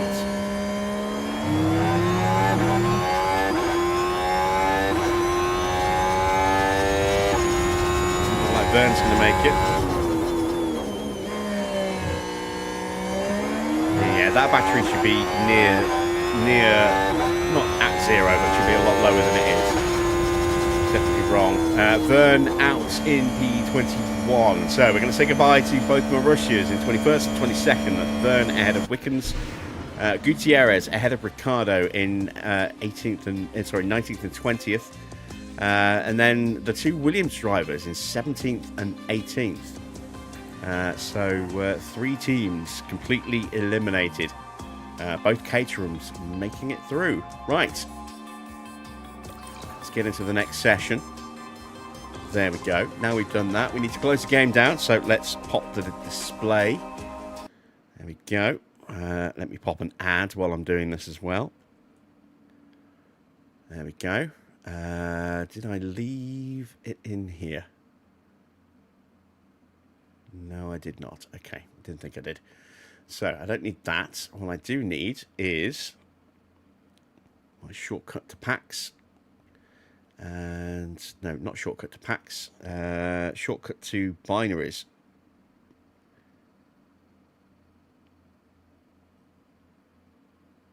There we go. And now I need to copy that and paste that in there. Replace. Close that, close that. Don't need those. Let's open up.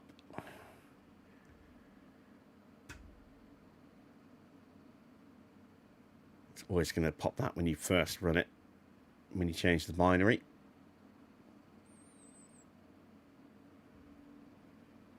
And now we should have properly working batteries again. That's another reason why we're going to kill this after the second season, so I'd have to keep swapping the binary every time, every couple of days. Because every now and again I'm going to forget, like today.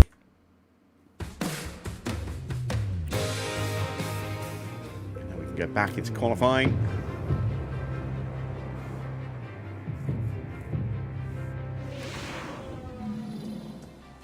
There we go. Right, into Q2. Look at that. 100% setup for Jensen. We did finally nail the car setup. It's good because I spent way too long faffing about trying to get that where it needed to be. Evening, Luke. Good to see you. Let's hit the track then for Q2. Send that Michael first this time. Okay, that's green light.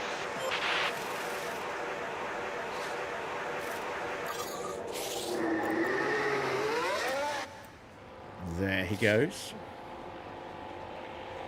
A little bit of a gap.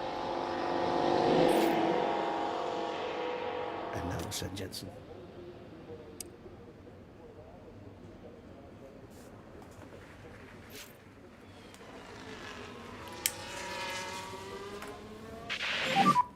Copy that, loud and clear.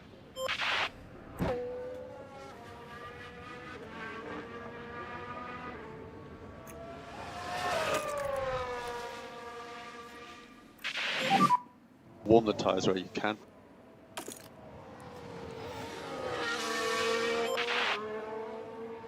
Okay, we have Nico Rosberg coming out with Bruno Senna a little bit behind him. Oh, Caterham ended up with the best car at the end of last season. And this is because in the database editor, when I went to check everything after running the script to unretire everybody at the end of Season 1, beginning of Season 2, I went in and started clicking through some of the other pages, and I realised that car development, expertise gains, etc. were all set to brutal difficulty. So no matter what we did, we would have been fired because every team would have gained insane amounts over us, which they did. And Caterham, because they had so many hours, ended up with the very best car. With like 2 rounds to go, because their expertise gains were insane. They were maxed out in multiple areas in terms of their knowledge on multiple parts. So Tyre looks stable. I had to sort of slap quite a few teams down a bit. Drive straight out. Track will be clear. Going into this season, and reset performance on Caterham a bit because there was no way they were the best car on the grid. They were one of the worst. Them and Marussia were the 2 worst cars on the grid. Caterham were perhaps slightly better than Marussia. But even then, I don't think they really were. I think Marussia were probably slightly better than Caterham as a team anyway. They certainly lasted longer. They had better funding. So I had to do a bit of rebalancing.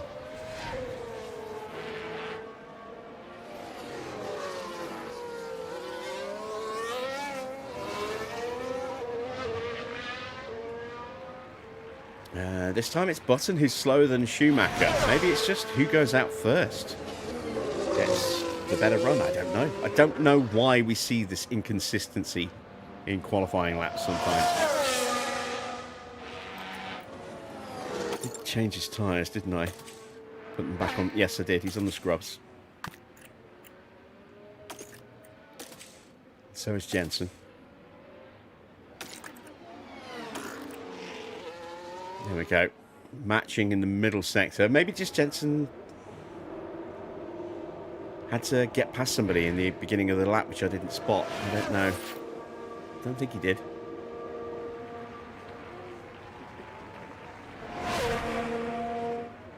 But I don't think Rosberg's going to get us here unless it's a mighty final sector. Button goes second. He's nearly 4/10 away. Let's see what Rosberg does. He is down on Schumacher by 2/10 or so, give or take, at the moment. As he comes up to the line. Oh, it's close, look. 19 thousandths. He was down 2/10, and then he was up by 2/10 in the final sector. So, yeah, pretty much neck and neck. That's encouraging. Senna a little bit slower than Jensen, 700ths of a second. Alonso will be starting his lap. Let's ride with Fernando. And he's going to get traffic. Oh, has to slam on the brakes really hard there. Who was that? That was Adrian Sutil popping out in front of him.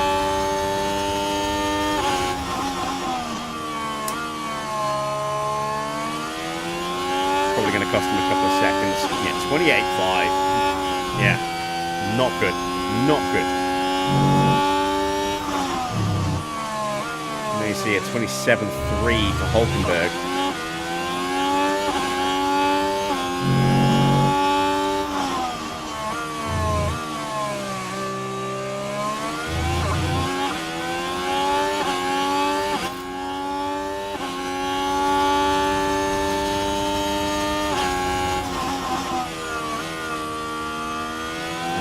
.7.1 for Bianchi. It should have been like a 26.5 for Alonso. He lost 2 seconds in that opening sector. 10 lane speed limiter on. Pull up in front of our garage.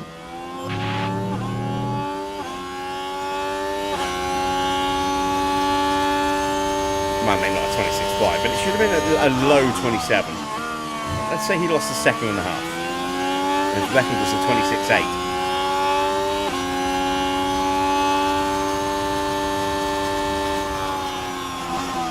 He's 1.5 seconds exactly away from teammate Rosberg. Here comes Jules Bianchi. He's quicker than Alonso in the middle sector.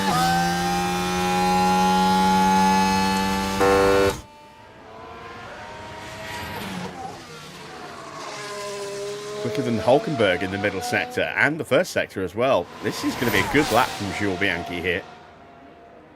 He goes top. Wow, he's not going to stay there because Vettel's on an absolute flyer. But Jules Bianchi sticks it at the top of the timings.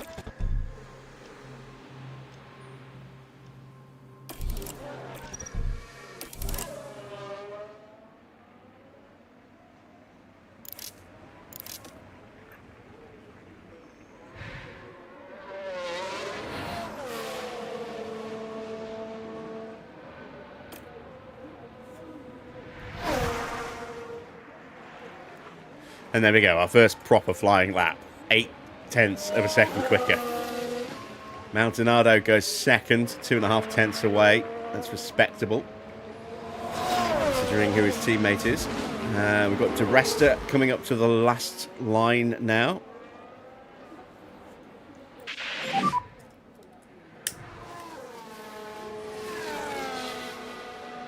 And we want Di to generate Resta some now up temperature to on this second. outlap. Less than 2 tenths away. Let's see what Hamilton does as he is halfway through the lap.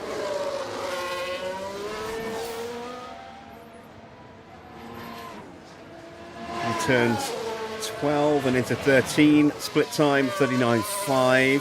It's slightly quicker than Di Resta. He's going to be looking for the front row here. He's going to need a mighty final sector out of 14 and 15 if he wants to take top spot though.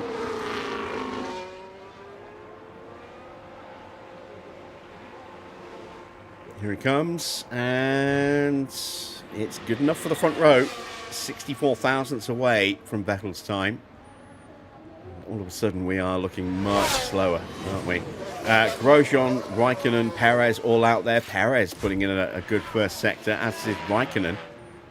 Grosjean the slowest of the three, which I would not have predicted.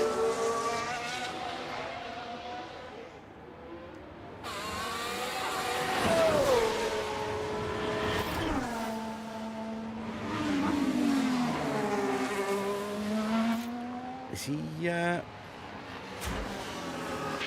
stuck trying to get... There's bunching ahead. Raikkonen Let's is... I'm looking for Grosjean, aren't I? There's Grosjean.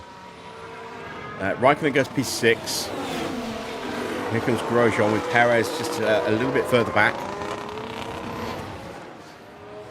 This is an okay lap. It's not a great lap for Grosjean. It's not good enough to get into the top 10. Sauber slipping a little bit, and Caterham really coming alive. Perez goes P7. Button now is out. Let's see how we do on our push laps. 27.0 opening sector for Schumacher. 27.3 for Jensen. That's not so good.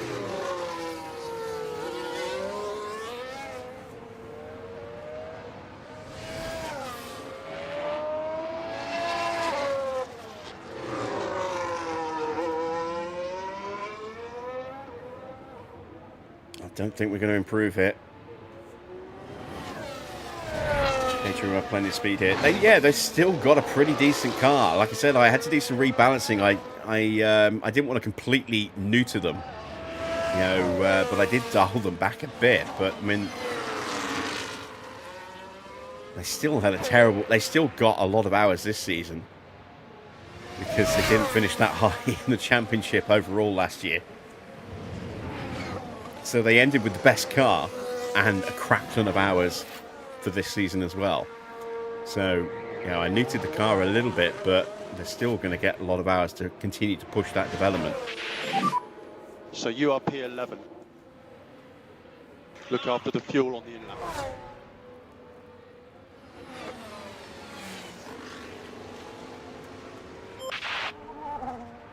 All right, Rosberg is on an improved lap.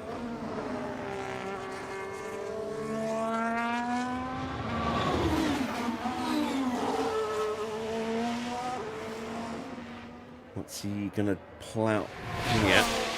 Up to the line, and he gets up to P4. Alonso's on an out lap as he gets to turn 10.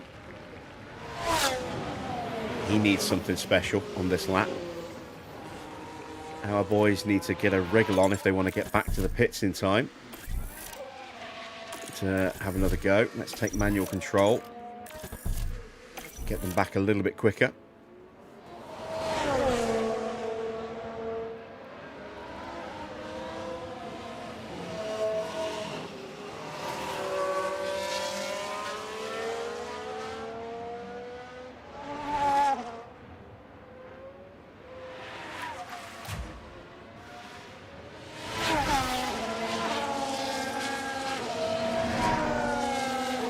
There goes Alonso, starting his lap. He is behind Bruno Senna.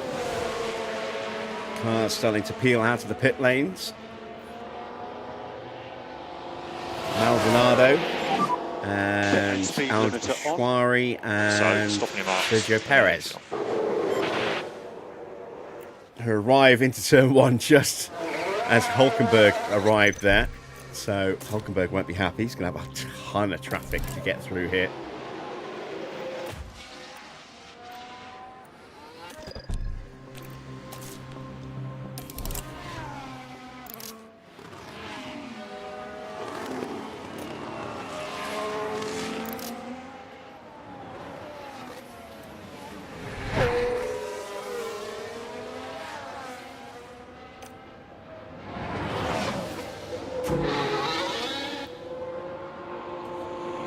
It's interesting. We're popping out right behind Romain Grosjean. I would imagine Grosjean's lap's going to be better, but I don't know how good. Look at that. Oh, it's a 28.3. That's a terrible first sector for Hulkenberg. He is out. He's not going to get through. Doesn't matter what he does on the rest of the lap now. He's not going to improve enough to be able to get through because he lost, well over a second in the opening sector.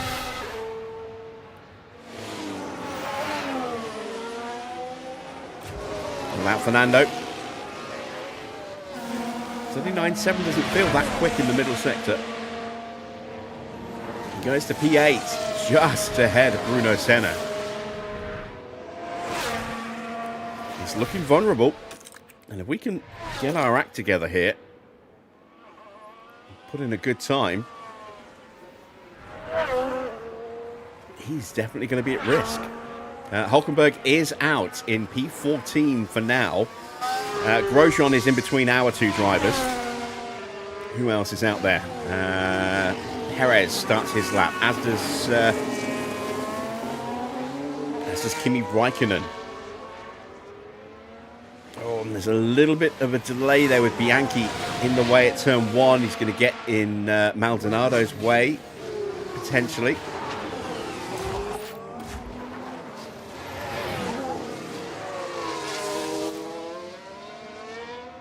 No, it's not Maldonado. It's Vettel on an inlet. So, okay, no major drama there. And you're good to open the lap. Al-Ghashwari. 27.2. It's not bad. 40.0. I don't think this is good enough to get through. It'll be a big improvement based on that first time, but it won't be good enough. That's my estimate. It will probably end up somewhere around P13.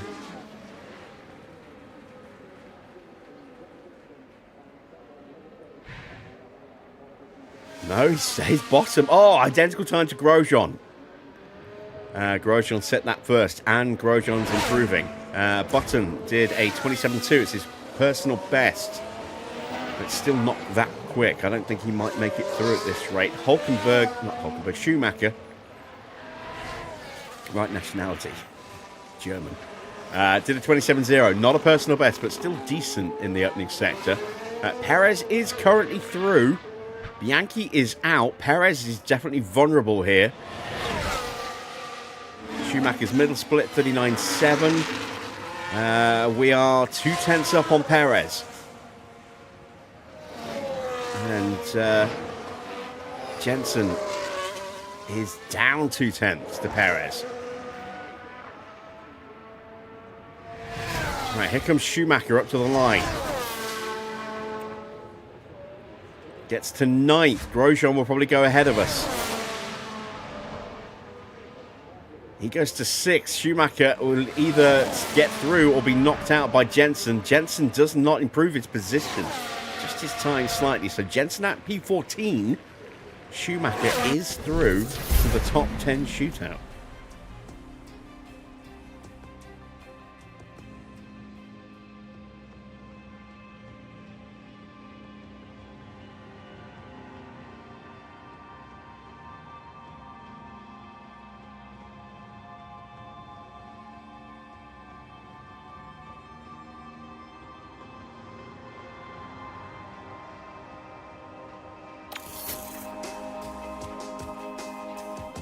So, the top 10 shootout will be Vettel, Hamilton, De Resta, Rosberg, Maldonado, Grosjean, Sutil, Räikkönen, Alonso, and Schumacher. Räikkönen getting that car through.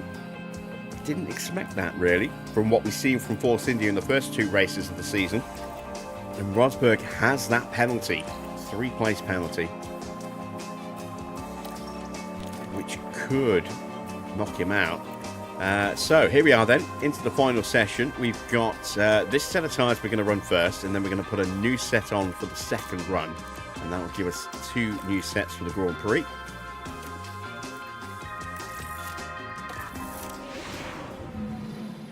Embarrassing for Jensen? Not really. Our cars have always been better in race trim than they have been in full quali trim. I'm not quite sure why.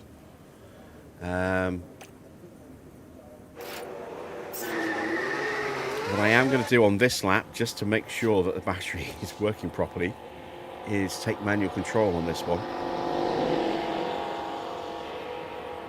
And that's why I never picked up on it earlier, because we didn't use the battery at all in practice. And we were letting the AI do their thing in qualifying.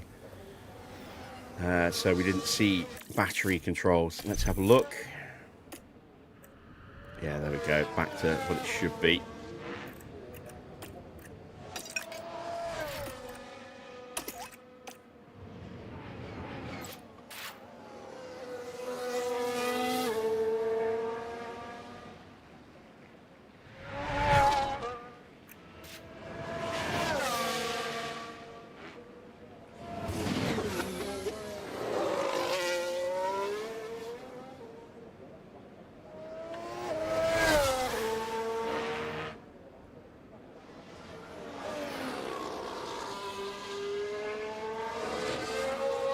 Both of the Mercedes cars are coming out, Hamilton and Resta.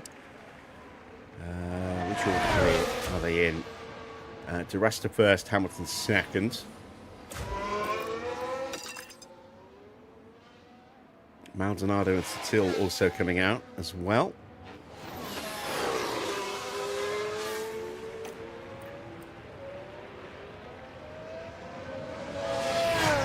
By pushing harder like this on the outlap, we are unfortunately going to hit traffic earlier than we should.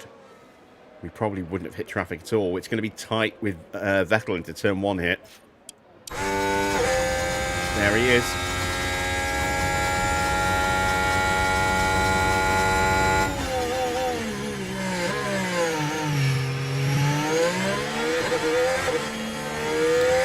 Lift there, definitely compromised through 2 into 3.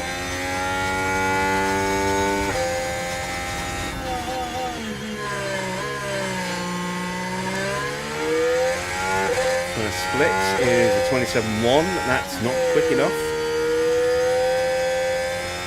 Probably lost a tenth, I would say, at least. Would have done a 27.0. Would have been nicer gone quicker than that, but a 27.0 is what we should have done. Now we're going to have traffic with Vettel and Satil.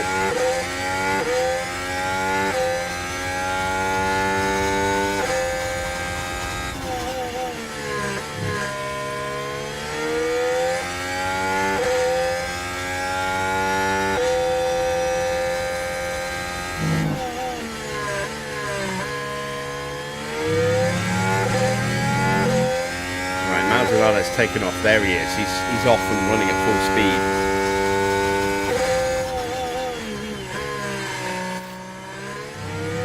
Brief yellow flag for somebody. I'm guessing at turn 4.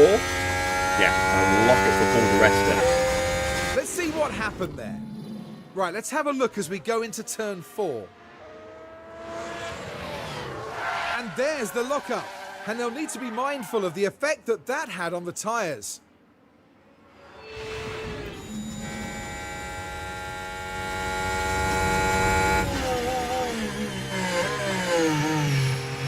Let's get back to the pits.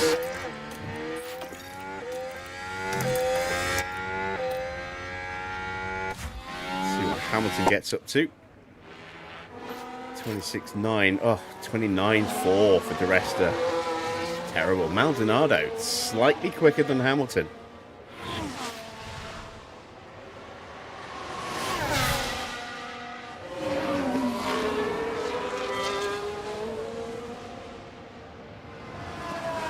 Di Resta going to get in the way here. Di Resta on a cruise lap back to the pits here. Gets out of the way quickly for his teammate.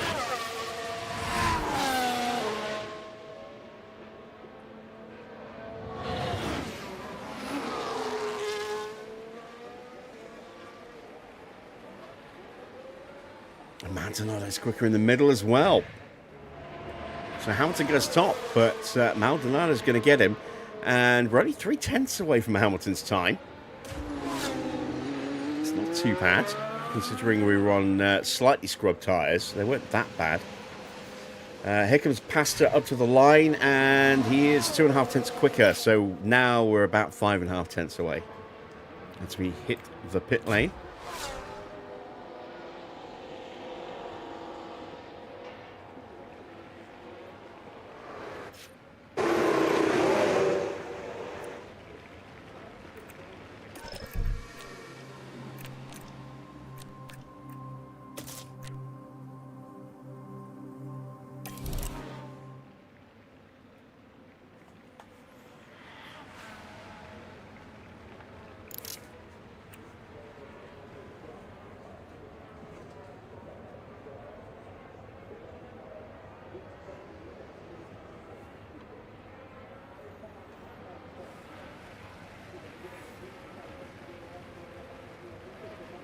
Right, Alonso has gone purple in the middle sector. Vettel's only P4.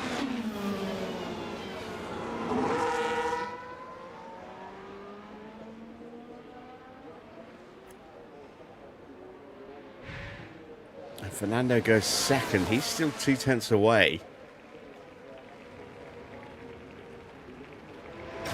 Rosberg, very, very similar lap time.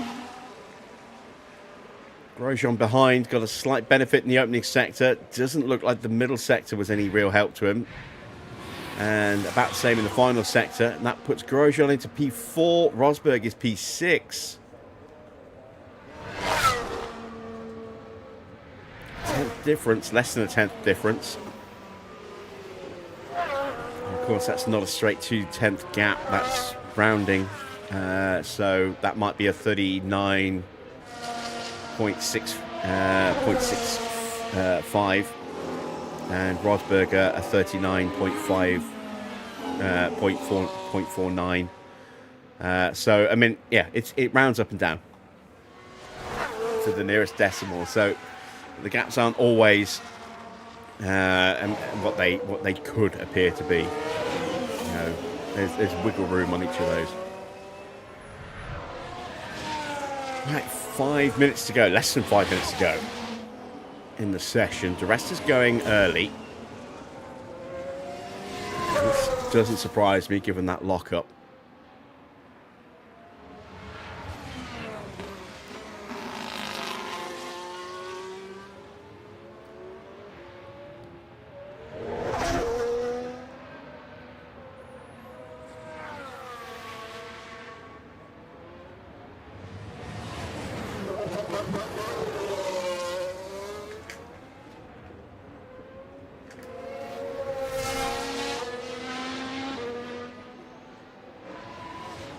Houghton now out as well.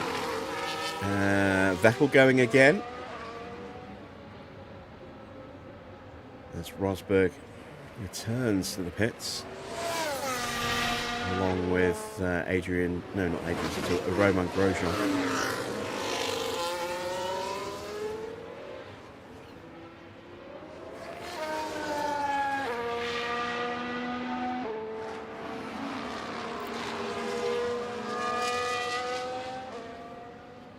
I'm going to go back now. And we're not the only one. Maldonado coming out as well.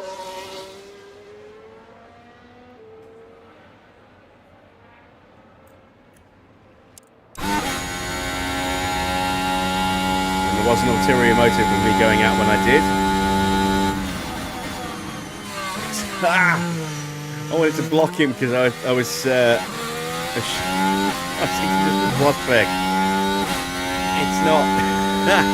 Sorry, De Resta. I thought you were Nico Rosberg. I wanted to get some payback for the crash. Oh, that could have been awkward. There's Rosberg. Damn it.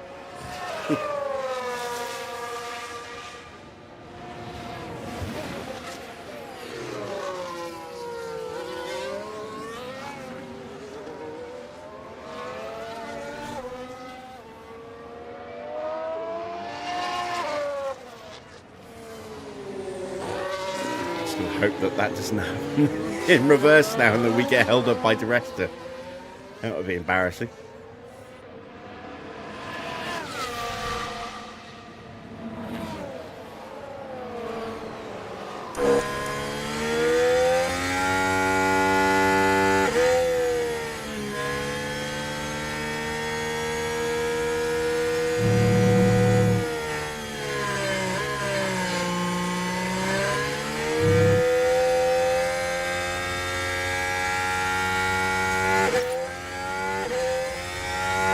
Go. 26.8 for Lewis Hamilton. Purple first sector.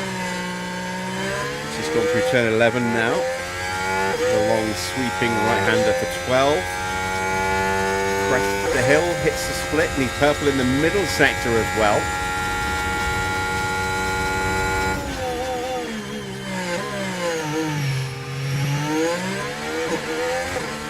Last two turns now for Hamilton. Out of turn 15. To the line, and Hamilton goes to top with a 128.1, 4/10ths quicker than Maldonado, who is right behind me on track. 27.0, not too bad. Vettel's improving, Maldonado is not.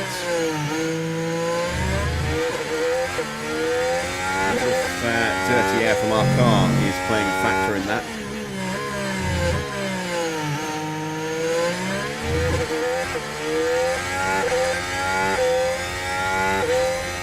Vettel goes second, 64 thousandths of a second away.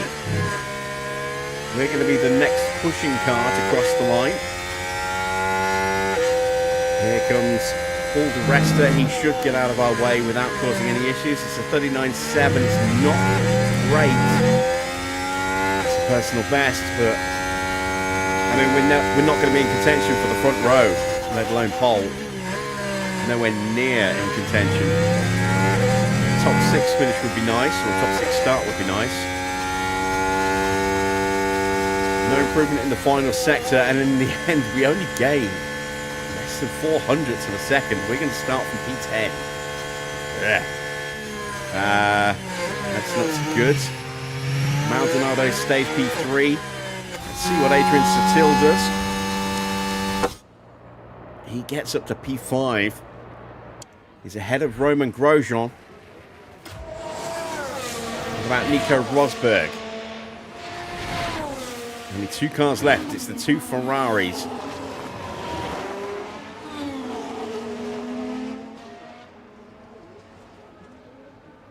Because Grosjean's out of it. Yeah, no improvement for Grosjean. Rosberg gets to P4 ahead of Alonso, but Alonso is up on that time by 2/10ths at the moment. There you see Vettel getting out of the way. Turn 14 and 15 here for Fernando Alonso as he pushes. Can he get back in front of his teammate? Can he get up to to P3? He can. He takes P3 away from Maldonado. And that is everybody done. So it's Hamilton who takes pole position ahead of Sebastian Vettel. Alonso 3rd, Maldonado 4th, Rosberg 5th, but with a 3-place penalty means it's Sutil 5th, 6th for Grosjean, 7th for di Resta, 8th for Nico Rosberg, 9th for Raikkonen, and 10th for Michael Schumacher. That is qualifying done and dusted. Let's head back to the garage and get confirmation of the starting grid. Here in Sakir, the floodlights are on, and it's nearly time for 57 laps around the Bahrain International Circuit. Bahrain has seen some of the most dramatic races in F1, like Sergio Perez's incredible 2020 victory, surging ahead from being last on the opening lap. Bahrain is known for high tyre degradation, as the asphalt here is so abrasive. The drivers are facing many low to medium speed corners, and any heavy braking will inevitably take its toll on the tyres. Well, there's nothing quite like it. Welcome along to race day.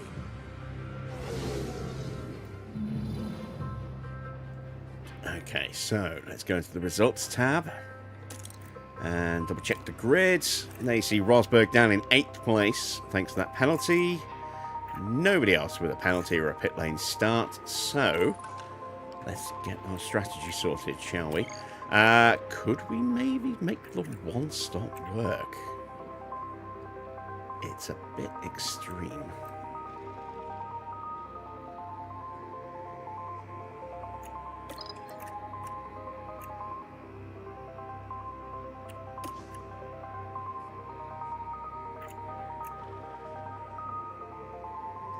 Maybe not that extreme.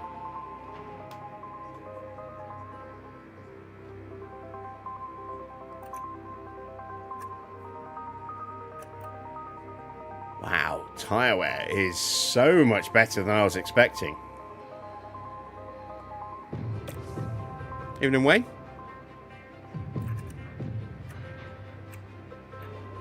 This is a one-stop race. This is absolutely a one-stop race. So, I think we start on the softs.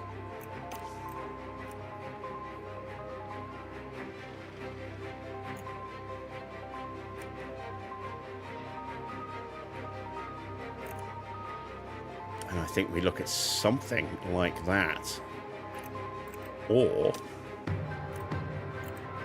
let's get rid of that. Alternatively,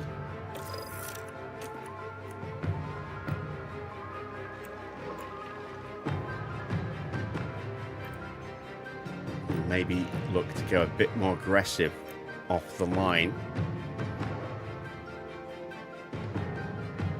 and get a little bit of an undercut.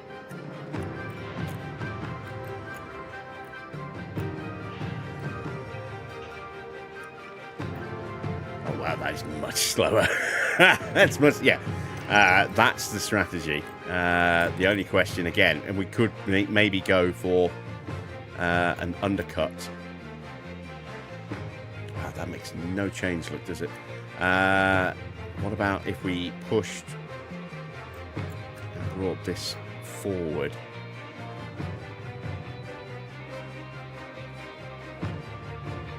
So we could look at that.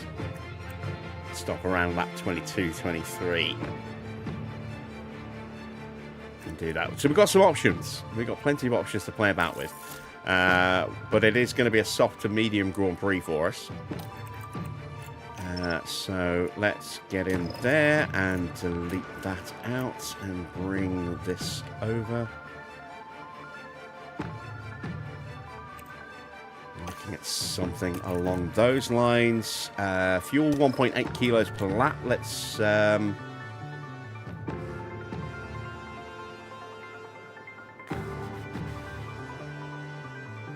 just the one lap, but go very aggressive off the line. I would like to have started on something other than soft and finish on the soft, but if we get a safety car at around lap 20, and we've already, and we're only got softs to go, we'd say we start on the mediums or even the hards. It really limits what we can do.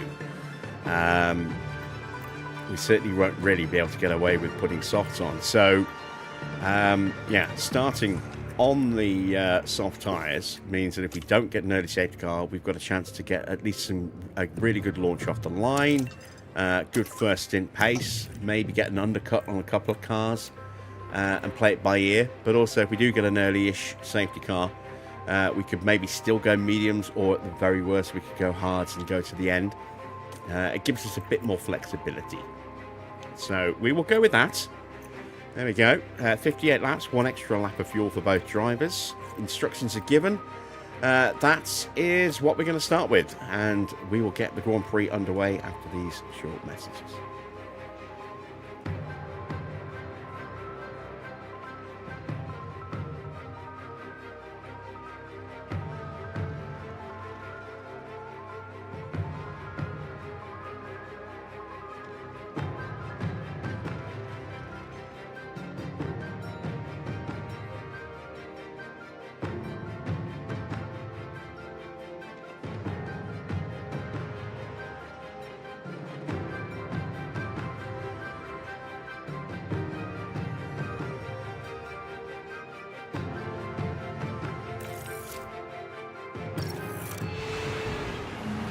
The anticipation is really building here.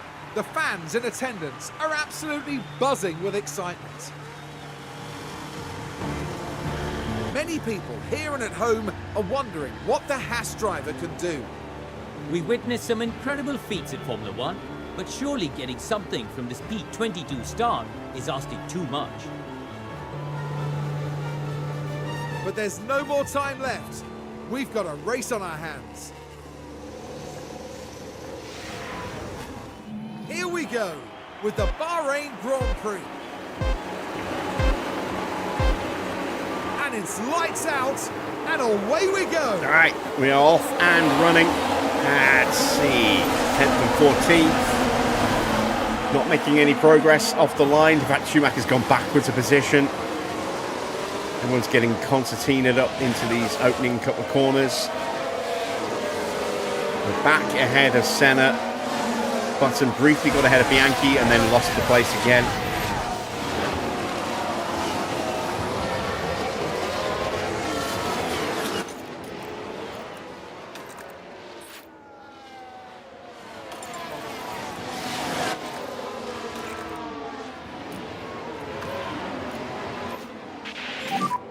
Let's use the chance now.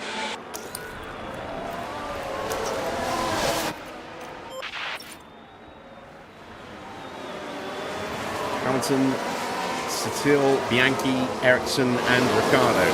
5 cars starting on the medium tyres. Everybody else is starting on softs. I expect this will be a one-stop for most of the grid, if not all of the grid here, given what the tyre wear situation looks like.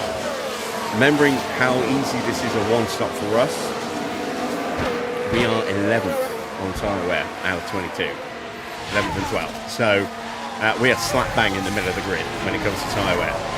So there might be a couple of teams that need to maybe go 3 stops, but 2 stops. But the vast majority, if not all, the grid's going to go 1 stop. DRS enabled.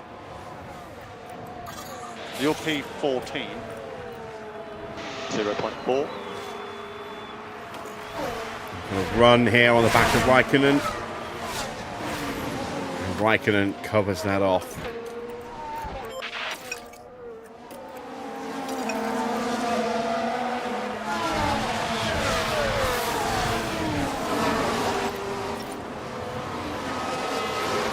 Jensen having a look at the back of Jules Bianchi and picks him off. Very nice. 13 now for Jensen.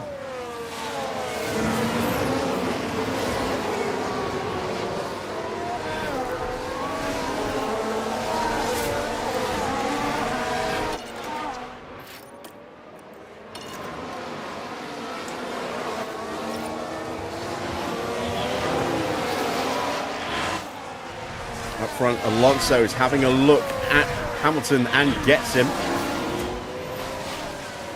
Hamilton trying to hold on with the inside line. Is there going to be contact? Oh, it's tight. Nope, Hamilton has to yield.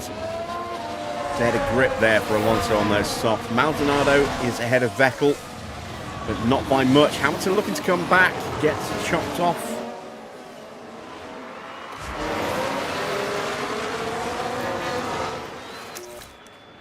And that's it for battery.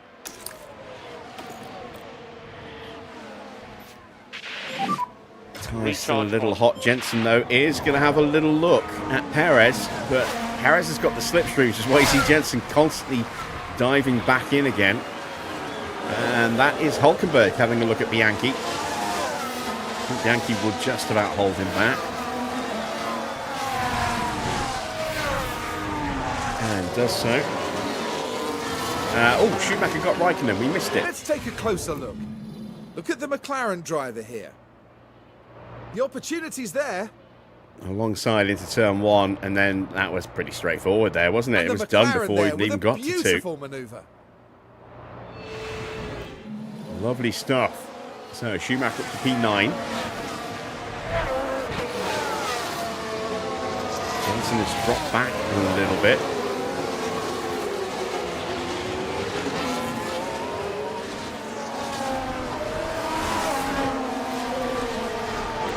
Back in the groove again.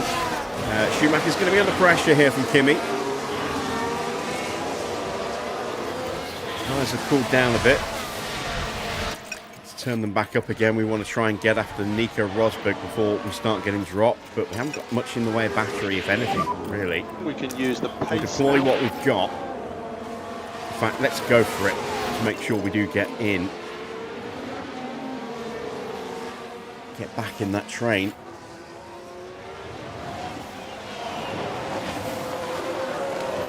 See everyone behind us trying to come with us.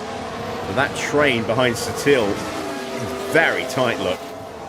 Satil, Grosjean, DeResta and Rosberg.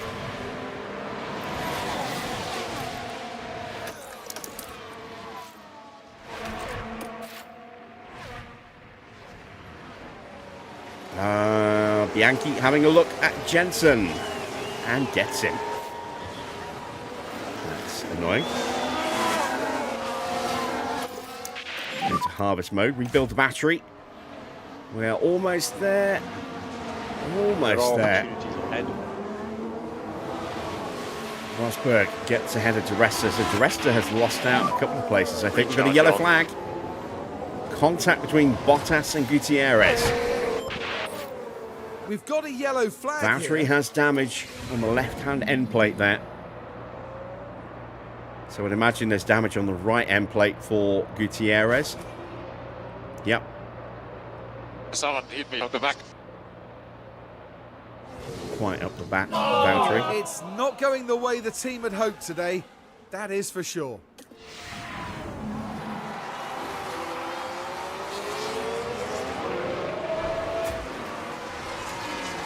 There we go. Schumacher in position.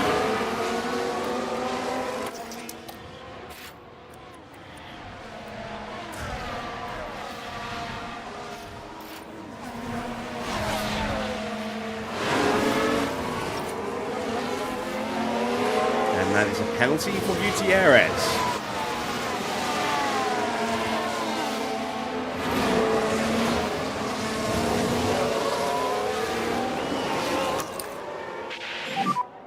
The recharge on is good.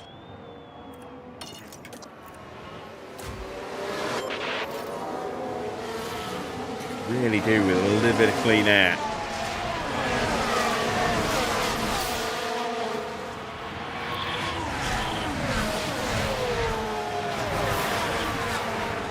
So that we can push the tyres as intended. We're going to save the fuel because we burnt off 1.3 kilos already. Probably more than that, actually, when you consider that we actually did push the fuel on the first few corners. So we saved, what, 1.5 kilos in 4 laps. It's just That's increased a lot. LICO. That's an awful lot.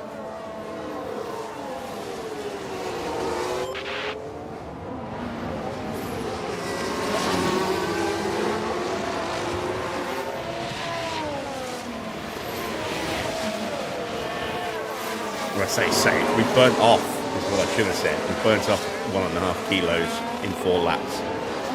You know, extra fuel.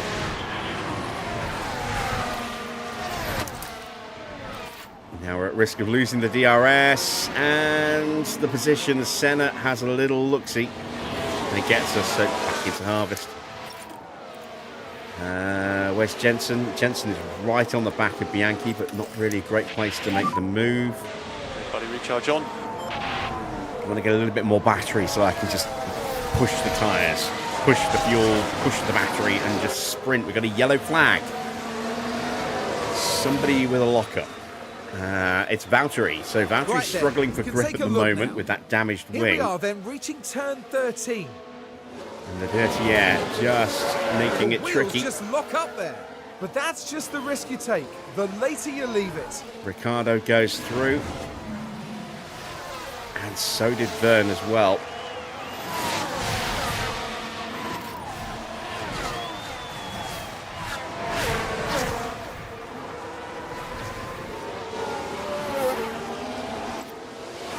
Oh, Jensen makes the move. Use overtake.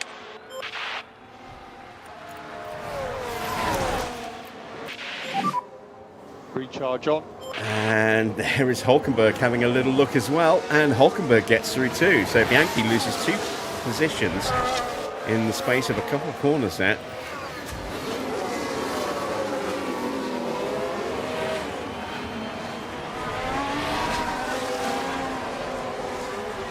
Senna might lose the DRS here.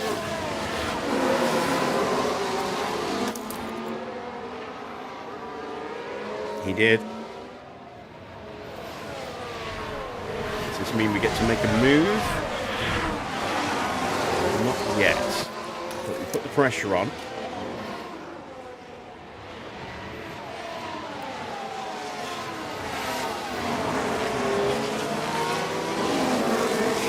And now I'm going to splurge push Let's with try and push Jensen. Suggest reduce a bit, lift and coast. Use the overtake button. Ooh, that's interesting. Senna pulling out like that. Was that an attempted overtake, or did he just want to get some clean air? Whatever the reason, he's left himself vulnerable to Schumacher here.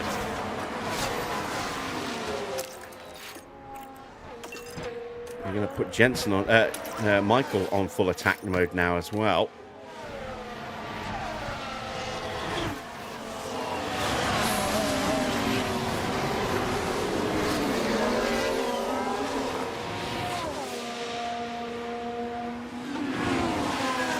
Jensen's kind of stuck because everyone's boxed up behind these two. So we will just bide our time a little bit with Jensen. We need to get Michael through though. Senna's out of DRS. We should get him, if not here, then into 11.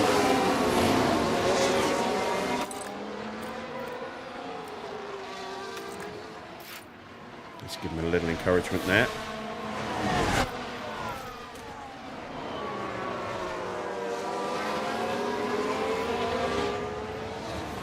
Senna trying to fight back.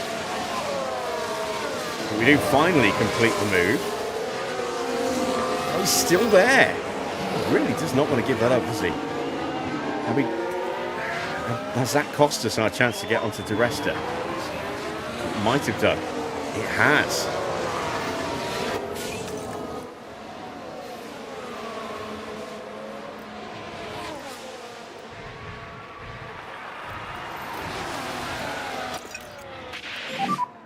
Use the tyre. We'll get him here though, as Rosberg gets past Satil.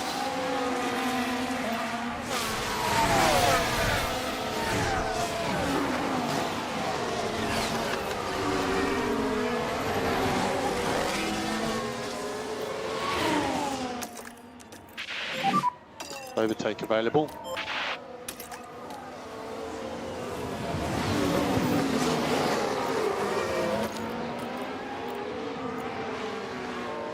Pull off a sneaky maneuver here.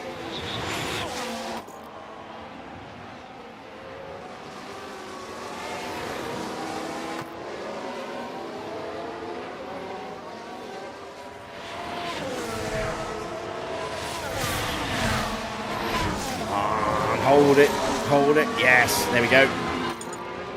Oh, we're out of battery, Right, we've got the position. Can we keep the slipstream of Di Resta? He's going to drop me. Jensen is up into 12th. Here comes Satil. Stay ahead of him, but we're out of the slipstream, out of the DRS. And tyres are on fire now. Fastest lap for Nico Rosberg, 133.9. Here comes Satil. Senna's going to try and punch through as well. Look at the overspeed for Senna, getting that double toe.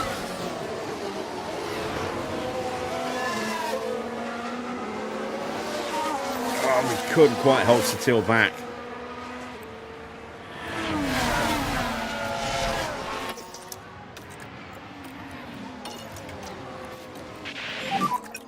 And recharge should be on. Lift off end of straight. Right, another little rebuild. Lap 9.5. Alonso leads Hamilton by 3 seconds. Maldonado still in third with Vettel right behind him in fourth. Little gap now to Grosjean in P5, but it's still fairly close. It's still less than 4 seconds away from the Red Bulls. Then it's Nico Rosberg now back up into 6th place. The rest is 7th, 8th for Satil, who has got a gap of 3 seconds now, and a bit of a queue forming behind. Schumacher, Senna, Raikkonen, Button, Raikkonen, Perez, all in a train. Al-Jashwari just outside of it at the moment, as is Bianchi. A little gap then to Gutierrez, who has that penalty for the contact with Valtteri Bottas. And Senna looks to make a move on Schumacher. Schumacher shuts it down. Did we get the DRS? Please say yes, or else we're in trouble. We did, but we still might be in trouble. Let's go into top-up mode.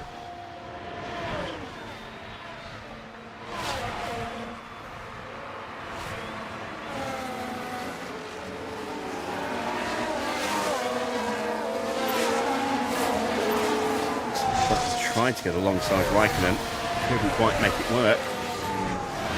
backs out of it again.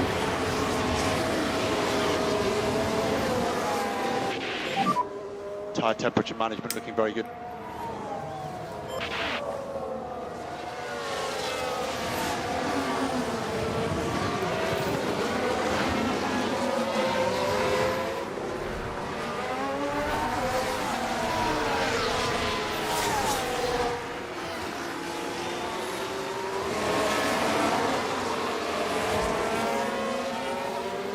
Do need a little bit more battery.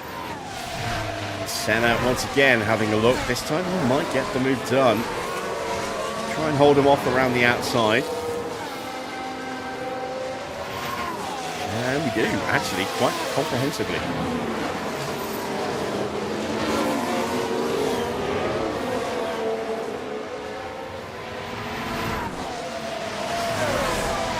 Vincent coming under pressure from Hulkenberg and is about to lose the DRS. Not ideal. Recharge on.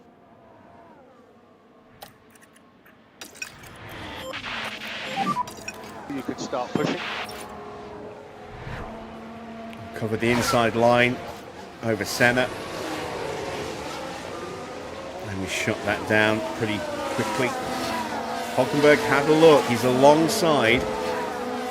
Has to back out of it. And that will drop him back into Perez's clutches again. This is Peter. And look, Al is right there as well. Right, we can break away from those guys. Leave them to it. Gap 0.7. You need to push. Okay, use deploy. Keep chipping away. Couldn't quite manage that. Schumacher now 2.5 seconds behind Sutil as Senna keeps forcing us to go defensive. Well, I wish I had more battery so I could just punch clear, but I don't, unfortunately.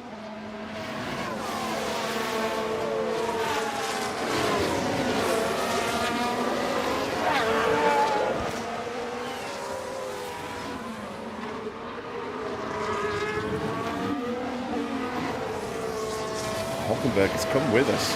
I was kind of hoping we would leave him behind. Recharge on.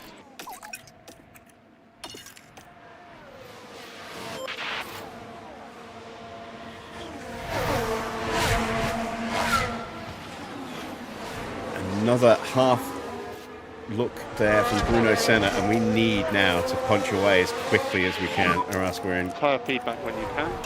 going to be in trouble strategy-wise, I think. See if we can break him.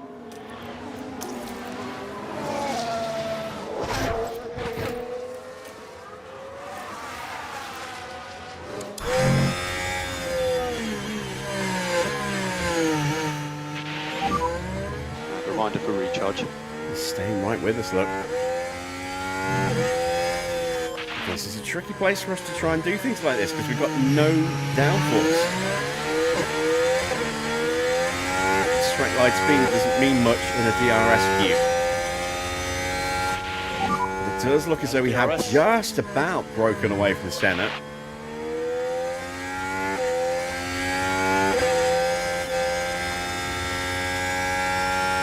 We need to stay clear.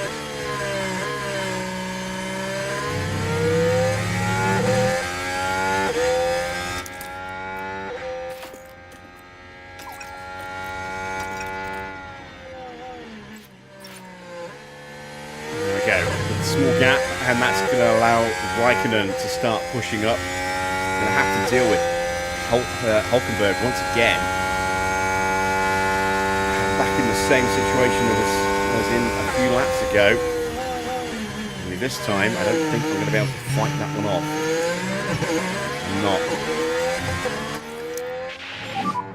Not. Recharge on, please. So Raikkonen is through. Hopefully he doesn't immediately catch up to the back of Schumacher and that he and Senna scrap it out a bit. Give me a chance to try and just slowly close back in on Sutil. At some point, we are going to thrash the tyres, I think. You know, overheating be damned. Don't know what state the AI's tyres are going to be in, but I'm guessing potentially slightly worse. We want good pace.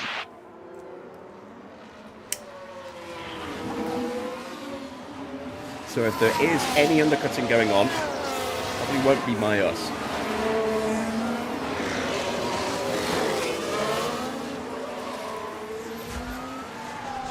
We are slowly chipping away at Sutil, but Raikkonen is also chipping away at Schumacher. He's just outside of DRS range. And of course, he's dragging Senna with him. Last thing I need is to get stuck in a fight with those two again.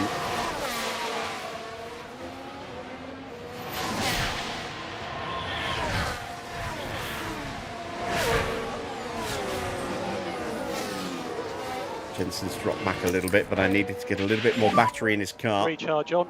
I'm going to start to push him again. Well, say push him. I'm going to stop harvesting because we don't want Perez to get on him as well.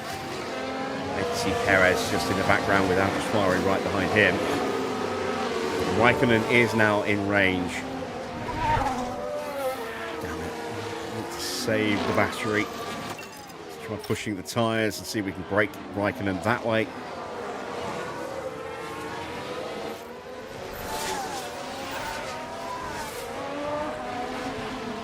Nope. And we didn't get onto Sutil either. We are weak in Sector 2. It's where we need the speed in the corners and we just don't have it.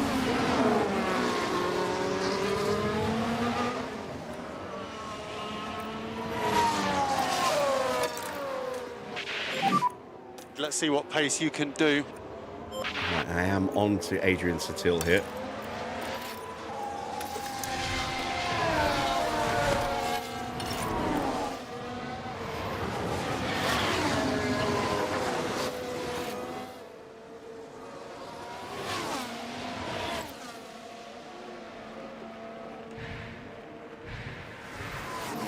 It's unusual not to have had any pit stops at all by this point.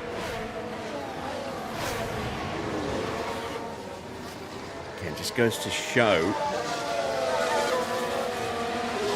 how good everyone's tyre wear is at the moment.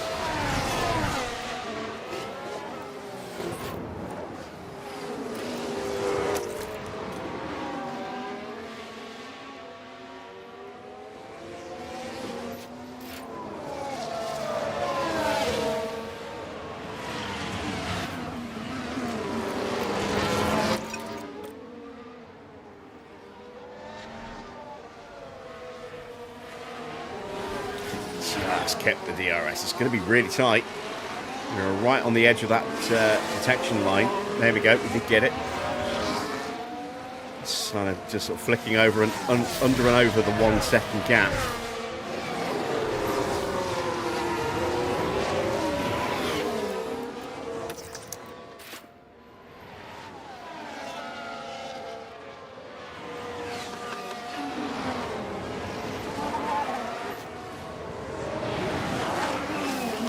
Temperature 26.7 degrees.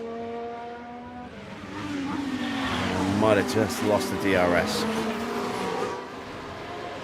I just don't have any battery for Schumacher. I need to try and harvest it somewhere.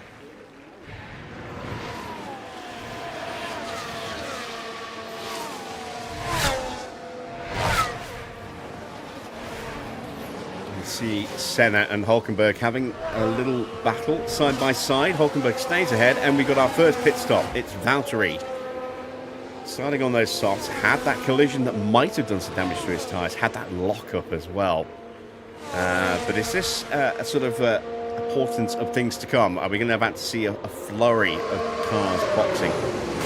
This is early for one stop. Very early. So this is probably a 2-stop here from Valtteri. Or he's going to really push his luck and maybe puncture his tyres. Still has some damage. Oh, no, it's gone. There we go. It was just wing damage.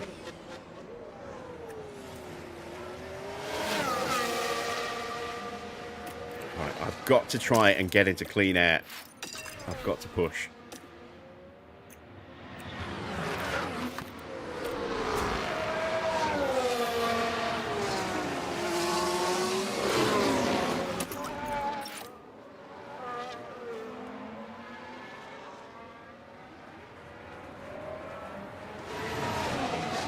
Maldonado now in second, ahead of Hamilton. Vettel still in fourth. Then Grosjean and in fifth, has caught that pack now. Then it's Rosberg, De Resta, 7 seconds clear of Sutil and Schumacher.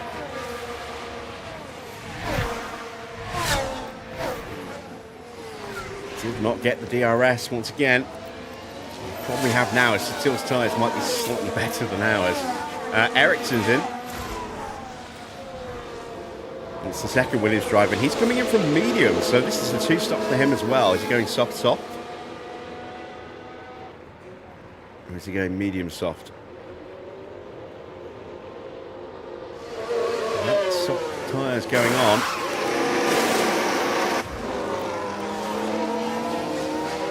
Right, a little bit of free air behind me now, with Raikkonen out of the way.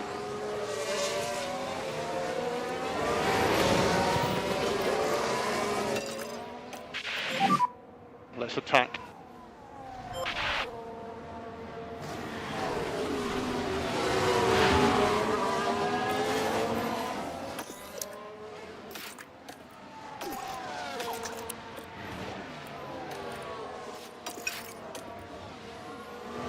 There we go, we've got a 2-second gap.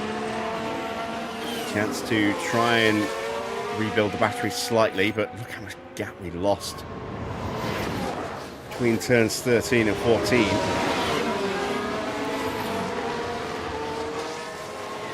Hamilton gets back in front of Maldonado. And that's a bad exit from Maldonado, allowing Hamilton to scamper away. He also got the DRS out of 3 as well. Vettel now sizing up his teammate. And Button back in contention with Bruno Senna.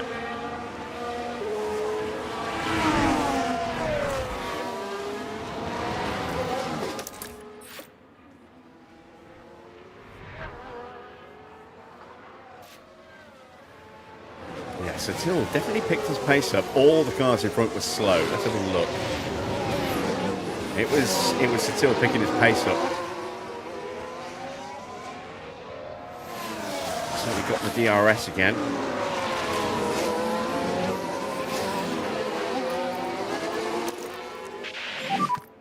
Use overtake.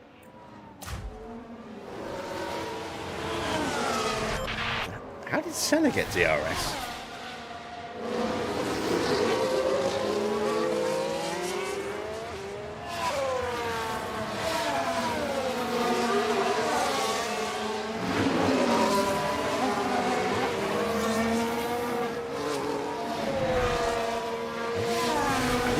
With straight mode here. Let's see if Senna gets an open wing.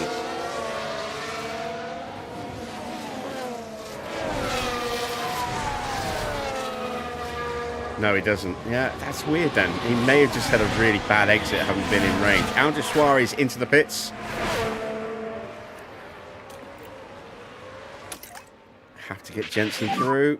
Suggest reduce a bit, lift and coast.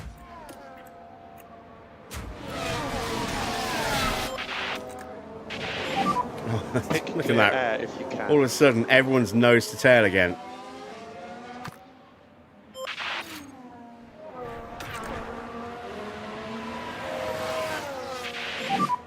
Cool the car.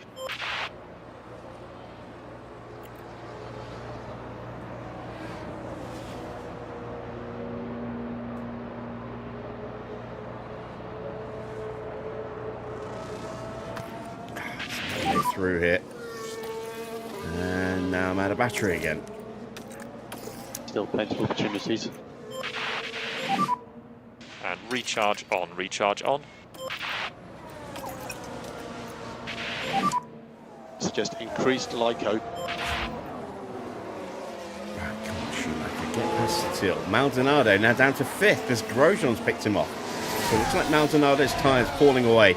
We do know that Maldonado does not have the same level of tyre management skill as the other top drivers. Maybe that is really starting to hurt him. Vettel now up into 2nd briefly, side by side with Hamilton. Has the DRS, has the inside line, and will almost certainly complete the move through turn 4 here. And does. Hamilton is absolutely right there, though, glued to him. And Satil has upped his pace again. Look, a 134.9. Those medium tyres coming good.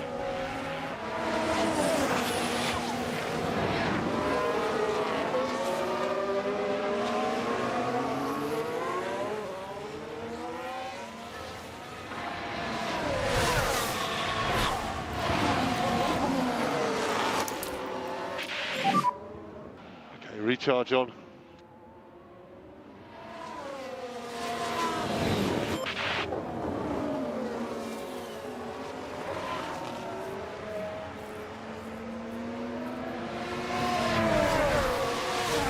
would expect Hamilton punches back through into turn 1 here. Grosjean just missed out on getting DRS himself. Maldonado over a second and a half behind now. Comes Hamilton. Vettel goes to cover the inside. Hamilton moves to the outside line and completes that move. He is through. Senna's into the pits.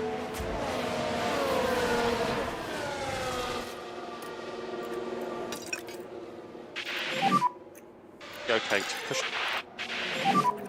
Okay, let's see if we can get that. It's another set of soft tyres. So that is a 2-stop strategy for Bruno Senna. All the cars in front, for the most part, maybe not all of them, but I'm not sure about Satil, but Alonso, Hamilton, Vettel, probably Grosjean, Maldonado, I would imagine, De Resta, Rosberg, possibly Satil. I'm expecting those guys to one-stop this. Wickens comes in.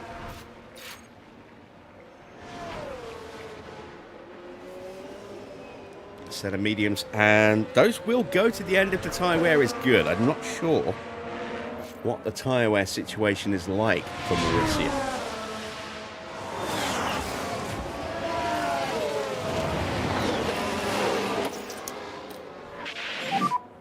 Focus on recharge.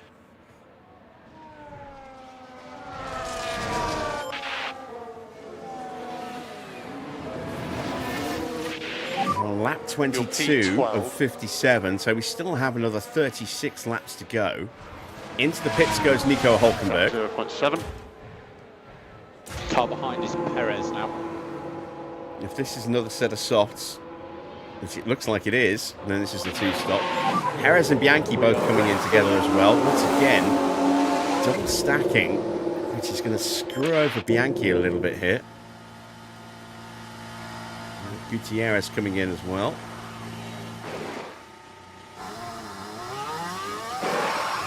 And they're both coming off there. No, I think it's medium tyres going on for Perez there, was it? Yes. But Bianchi's gone soft, so Bianchi needs to stop again. Perez could maybe go the distance, as through goes Marcus Ericsson.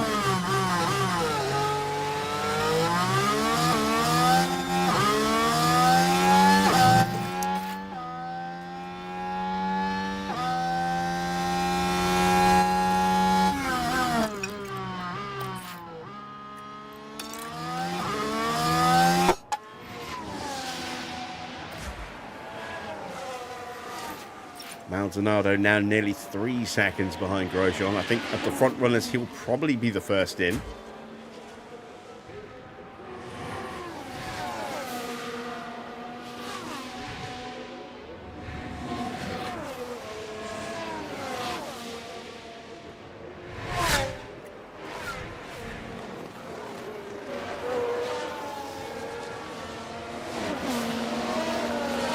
Trying to take advantage of this calmer period. Track temperature of 30.4 degrees, so it's definitely gone up, as you can see reflected in our tyre temps. Button's tyres were at 119 when I slowed them down to this pace, and they went up another 2 degrees. Starting to cool off again a little bit now. Al sets a new fastest lap as he goes past Jean-Eric Vergne. That is a 132.7. Pack is high. And that's 2 seconds quicker than race leader Fernando Alonso, give or take.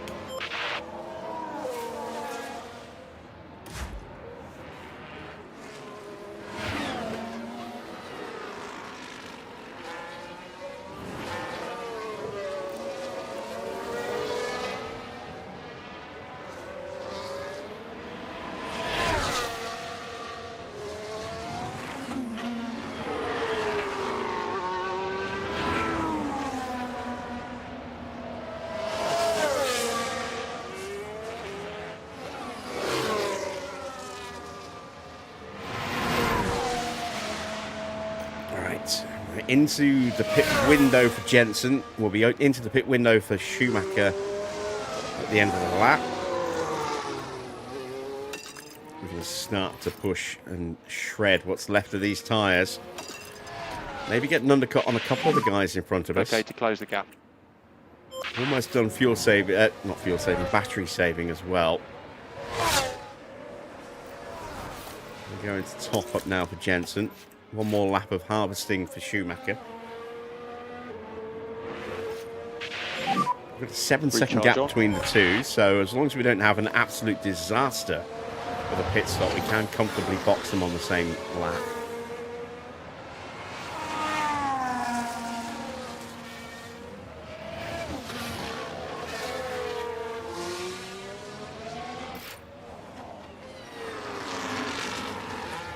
Temperature falling away, 28.7, 0.6.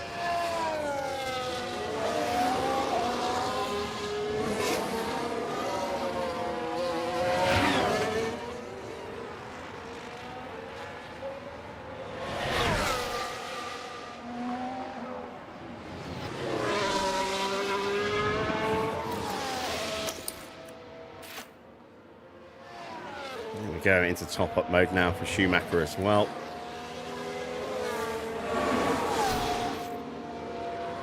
Maldonado is now 4 seconds behind Romain Grosjean. Hamilton is lapping quicker than Fernando. But could be lapping much quicker, I think, than he is doing if Vettel wasn't so close. I do think that is hurting Hamilton's pace a little bit. I think he could be going another 2 or 3 tenths a lap quicker. We're going to ignore that for another lap or two.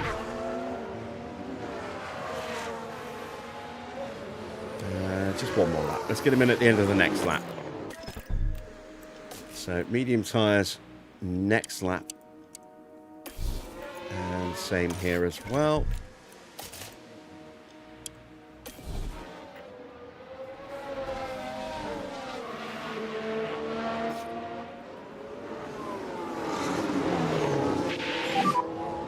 Box this lap, box this lap.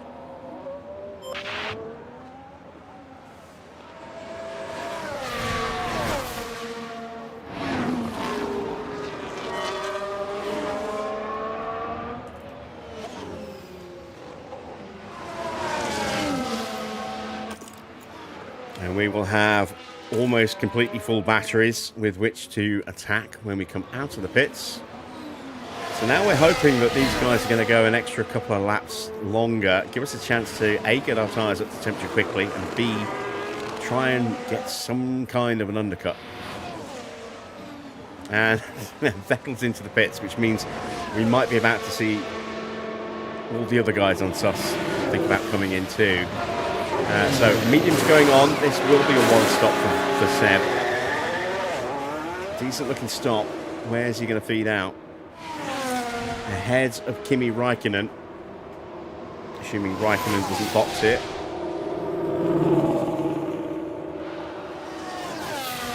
Oh, Ericsson and Bianchi have crashed. Are we going to get a VSC? Now, is that the Williams involved?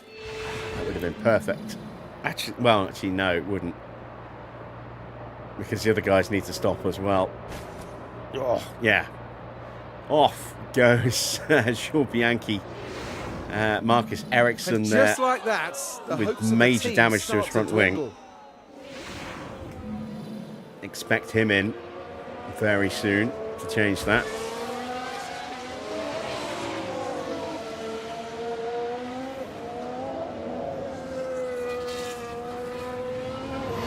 Perez sets new fastest lap as Verne boxes, but Ericsson stays out. Maybe it's not part of the schedule to stop that early. I don't know. You can see the mechanics coming out as a penalty for Jules Bianchi. No surprise there to see somebody getting penalised.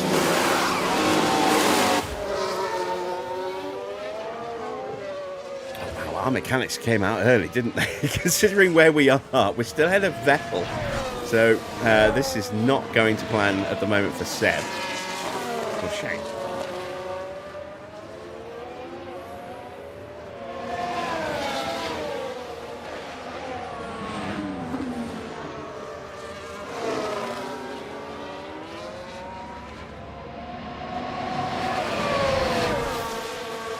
Oh, god damn it. Look at that. Grosjean, Maldonado and Rosberg all into the pits at the same time as us. There goes my undercut.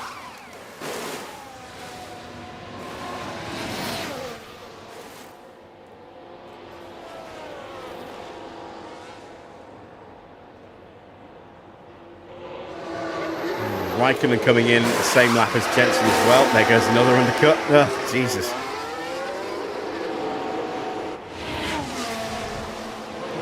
.3 second stop though, that's good. Another 2.3 second stop.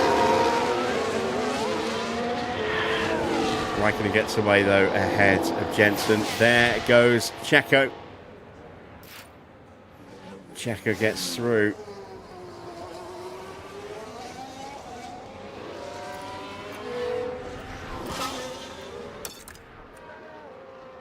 Ooh, excuse me.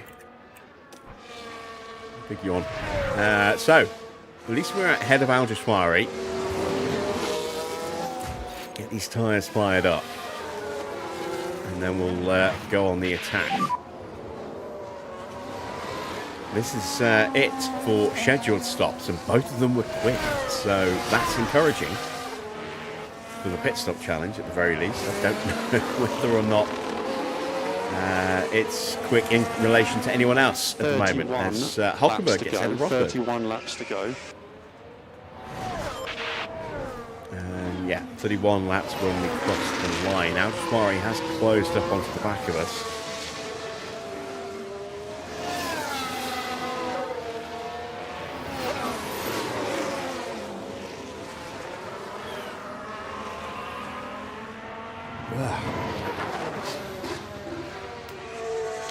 Last night, which was a mistake because, as per usual, I didn't sleep very well.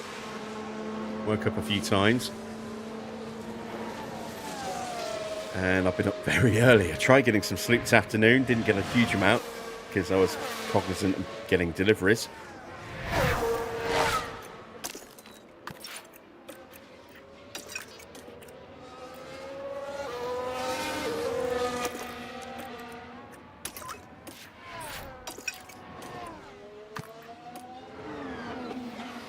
I'm paying the price for it now.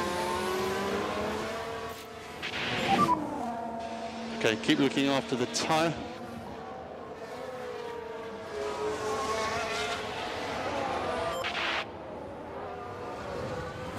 Right, one thing we do have in our favour as Alonso hits the pits from the lead. One thing we do have in our favour is that some of the cars in front of us might well be two-stopping. But unfortunately, oh, it's a bad stop for Fernando. Unfortunately, most of the cars that we were looking to compete with are probably one-stopping. So we should be able to punch through some of this traffic in front of us, but we're going to struggle to make up positions on people. Ricardo still hasn't boxed, so Ricardo's going for a one-stop by the look of it, as is Adrian Sutil, who also hasn't stopped, and we want those two to stay out as long as possible now to slow everybody up.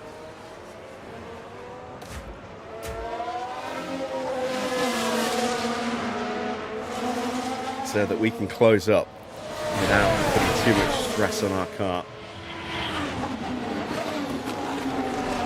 132.4 for Senna last lap. Raikkonen locks up. That's going to help Jensen. Here we've got the Aston Martin. Potentially. Depends Nothing how big the wrong lockup so was. Let's have a far. look.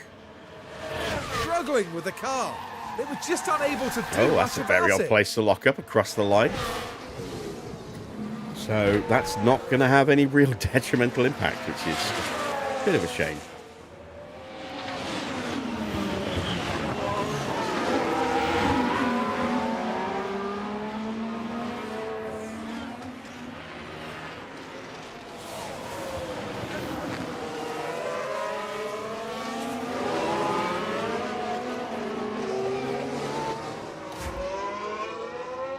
We have definitely closed the gap a bit. More lift and coast.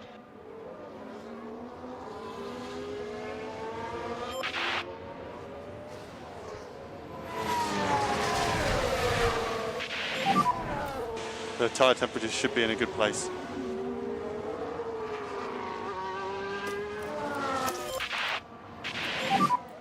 Okay, recharge on is good.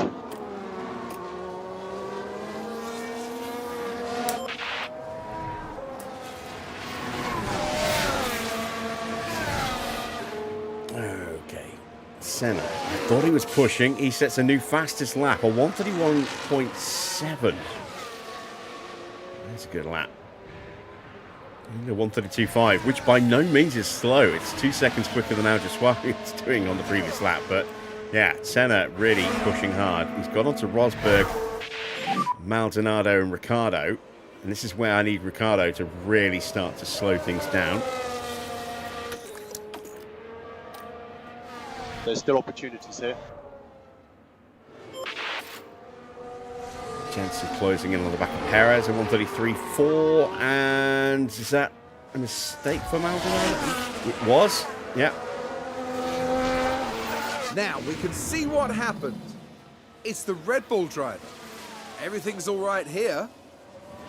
I thought he'd been quite Car quiet and well fails to behaved today. respond. They took a gamble, Lo and behold. and it was just too late. Pasta's gonna pasta.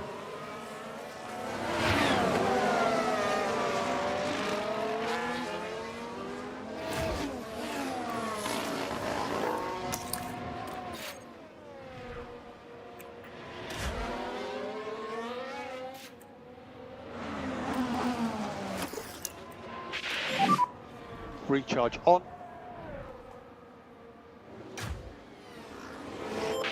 All right, into the pits. Pull the rest up.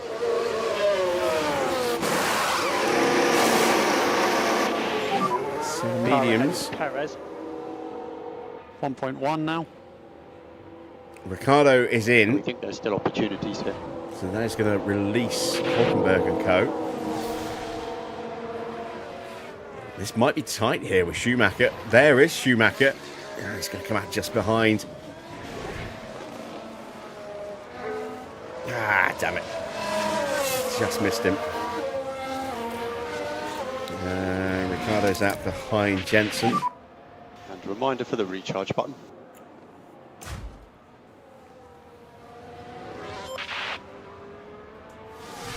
We have that penalty for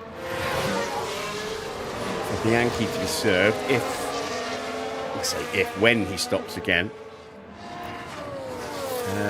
Let's see. Hamilton, 14.5 seconds clear, has yet to stop. It's not quite a pit stop ahead of Alonso. Perez is ahead now.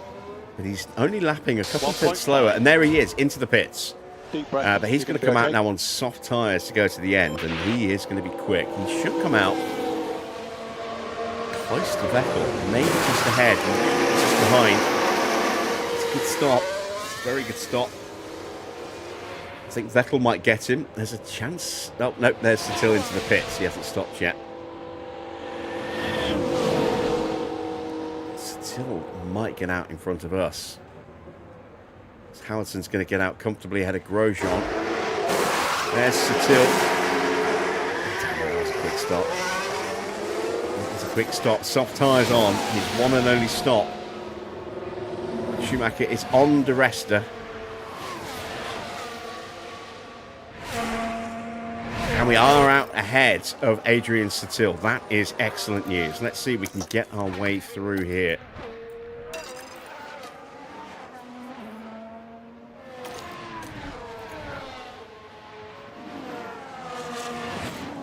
Not close enough yet. Don't have a lot of spare battery to play about with here.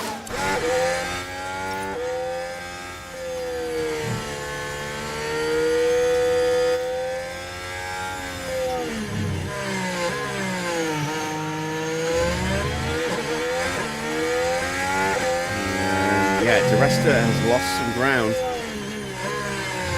Maldonado in front.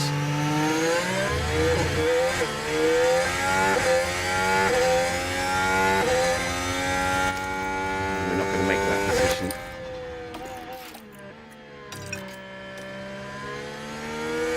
Resta is, as he gets ahead.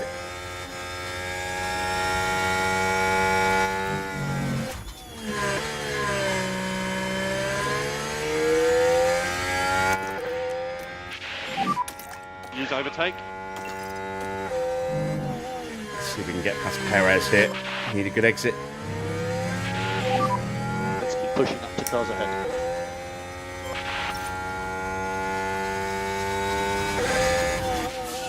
New fastest lap for Paul di Resta. And that's left Maldonado isolated against Schumacher.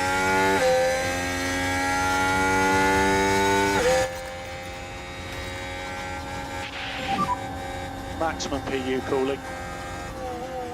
As we go up the inside of Perez. Jensen is through. That's what we needed.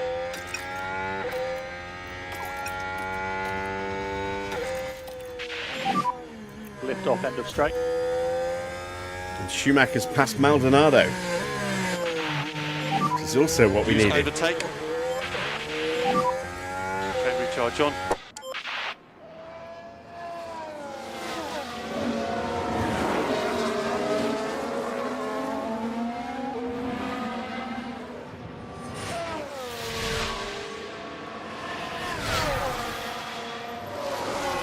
I don't like this. I don't like having Maldonado closing on me in a braking zone like that. That's meant to give you nightmares. Hamilton with a new fastest lap of 1:30.9. It's quick. Well, that's 2.3 seconds quicker than Alonso. It's 2.7 seconds quicker than Vettel as Maldonado swoops around the outside of us. Grosjean has a fault. Well, yeah, no audio right. for Grosjean. It certainly looks like they've developed a fault.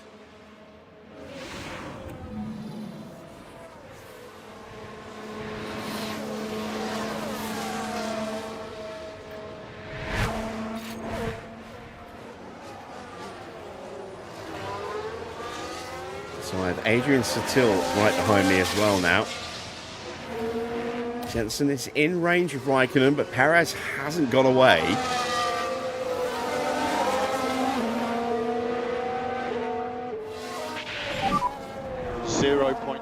0.9.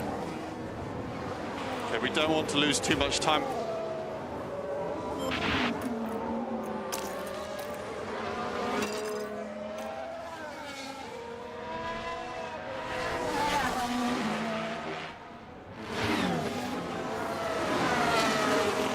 get DRS here.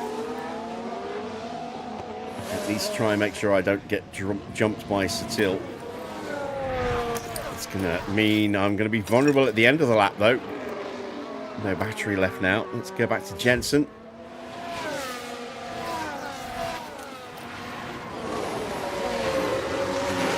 Raikkonen very close to the back of his teammate. It's going to make things tricky.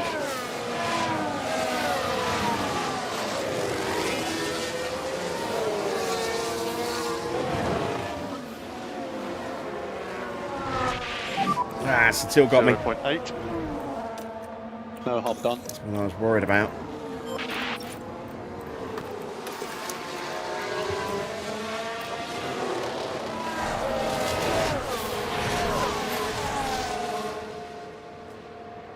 Right, Raikkonen did not get DRS. He's got a bit of a slipstream. He might get it here from his teammate. I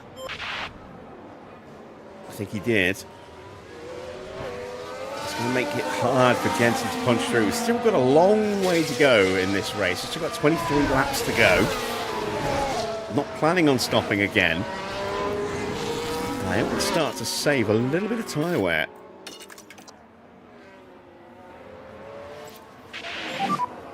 Key thing is to keep the tyre in good shape. Keep the Fourth and tyre in fifth good look. shape. Hockenberg, I think, might be stopping again, but Grosjean probably going to the end.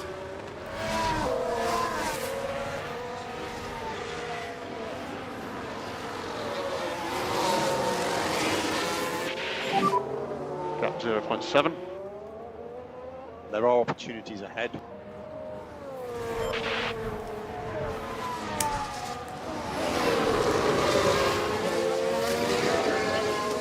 Now the yellow flag. Satil gives the place back. Big lock up at turn 13. Let's have a look as we go into the 13th corner.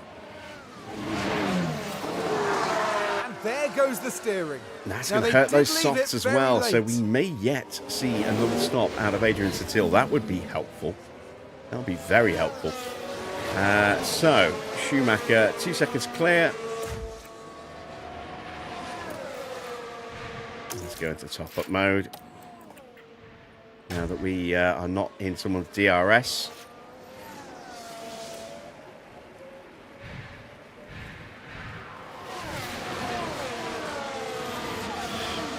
Need to clear these guys. I'm not quite ready to do so just yet. 0.4. Plenty to play for. Perez and Ricciardo still right there behind us.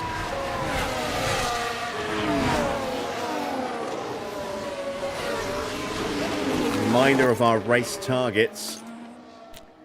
10th for Schumacher, 11th for Jensen.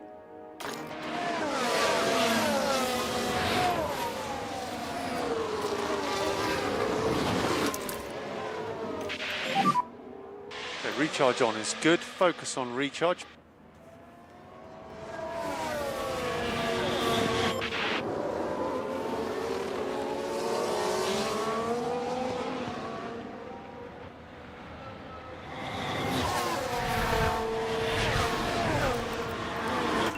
Oh, another lockup. Keep chipping away. There goes Kimi Raikkonen.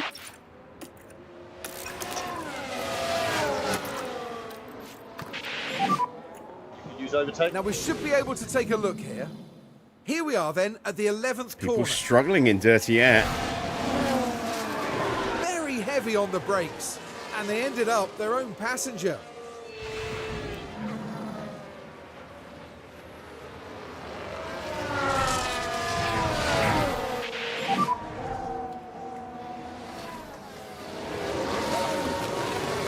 Now, can I pick off Jaime here?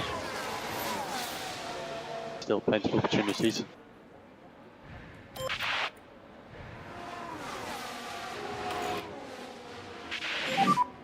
Cool and calm. There's the move.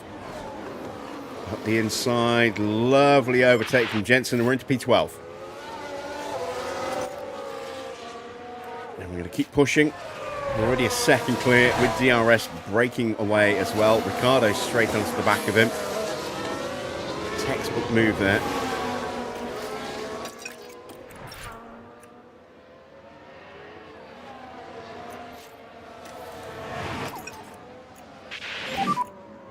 just increased Lyco.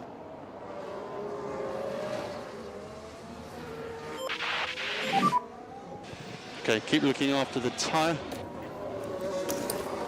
There we go. Ricardo is through as well. We've got a Recharge on is 2 good. second gap and a little bit of change, maybe. Might be less than that at the end of this straight because he got DRS as well. Perez trying to find a way through. Raikkonen down in 16th place now.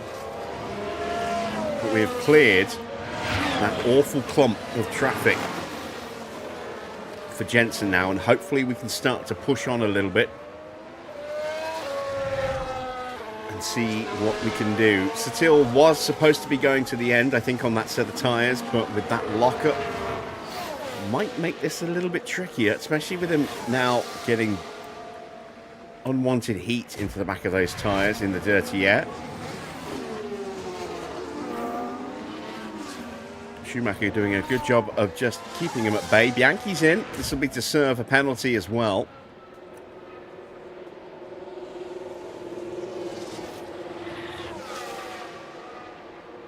Laps 38 of 57. 20 laps to go, including this lap.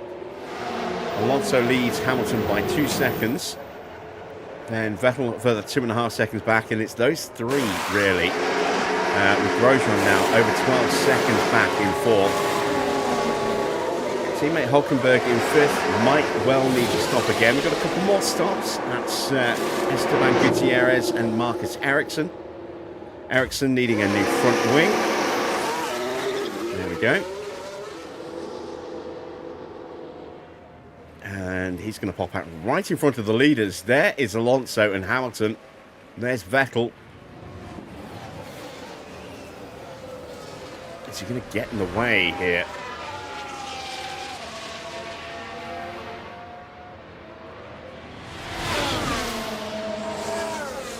Alonso gets through. Senna's into the pits. That is very good news. Bruno's in. That's going to put Schumacher into 9th and Jensen into 11th.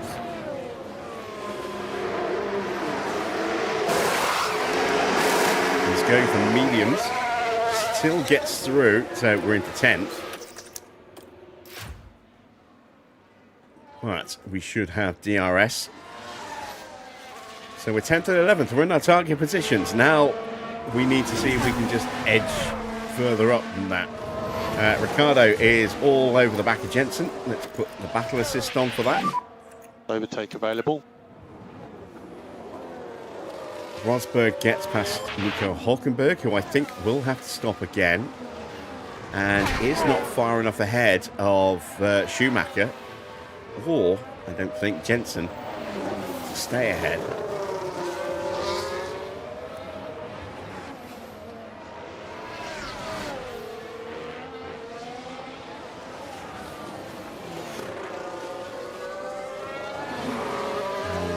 Hamilton is now right on Fernando Alonso. Has that quicker compounder tyre. Is he going to make a move into turn one? I think he's a little too far back. He is.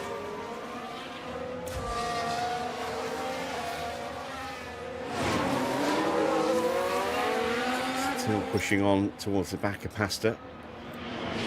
Still harvesting here with Schumacher. Let's go into top up.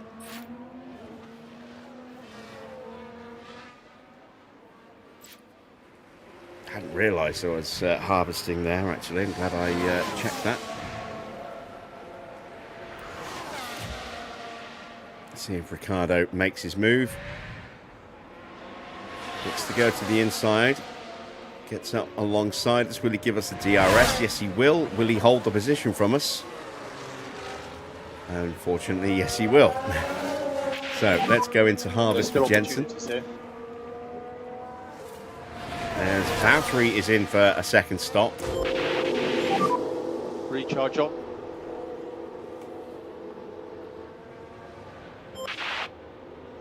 Hamilton is trying to break clear, trying to break that 1 second gap. Trying to stop. Also will get the DRS.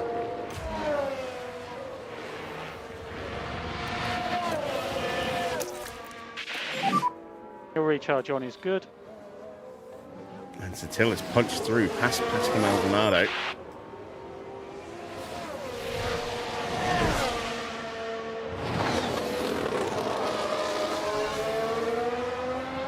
know if I've got enough baseline pace left to really go a bit more aggressive on pace. We can push the tyres a little bit more, but temperatures are still Use not the pace comfortable. now.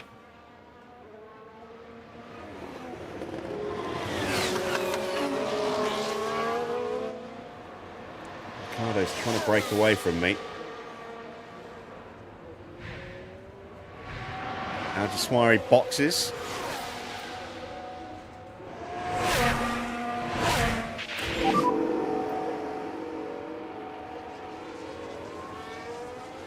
.1. We think there's still opportunities here. It's a decent stop. We'll get ahead of Wickens.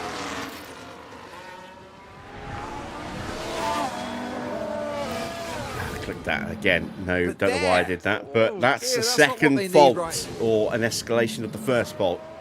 It's an escalation for Grosjean. His pace is already bad. Hence the fact that he'd slipped away. It's still better than us, if I'm honest. But that's going to hurt now, because that's potentially going to hurt his pace a lot more.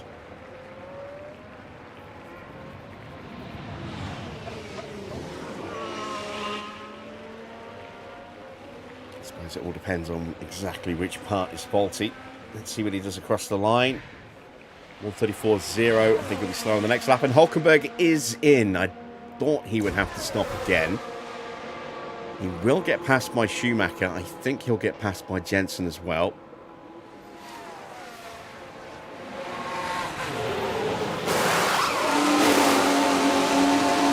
It's not a quick stop. That will let Jensen through. I think he would have got through regardless, but having a little bit of a cushion helps.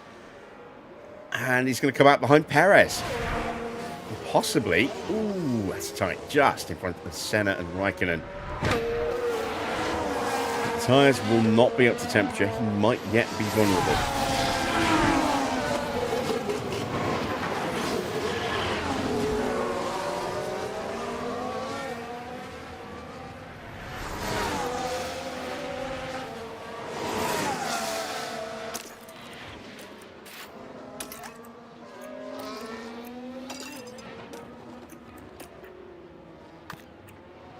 Let's see what we can do here with Schumacher. 15 laps to go. We've still got a good chunk of life on these tyres, but 7th is the absolute best we can do here without a safety car, I think, or a retirement. I'm not 100% convinced I can definitely get 7th. 10th might be the best we can do with Jensen.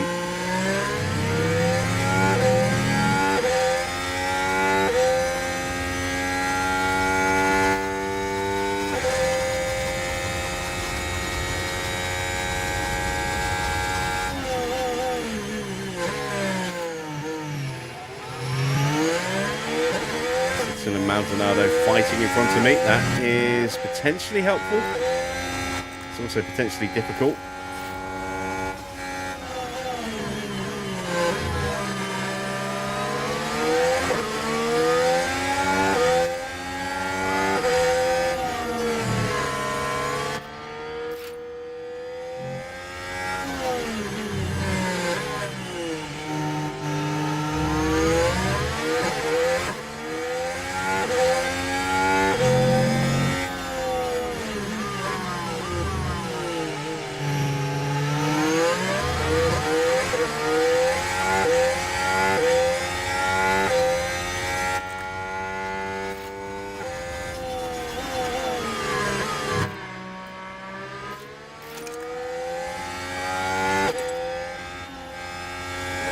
Tight on battery.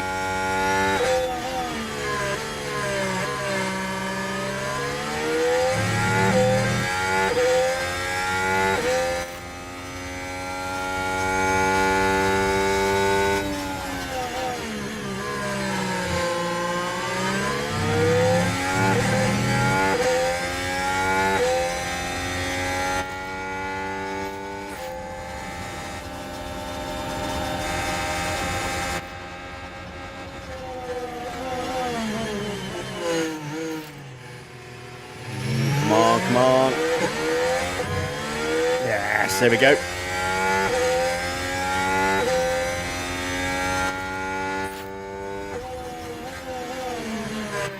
No way through there. We're out of battery for sure now.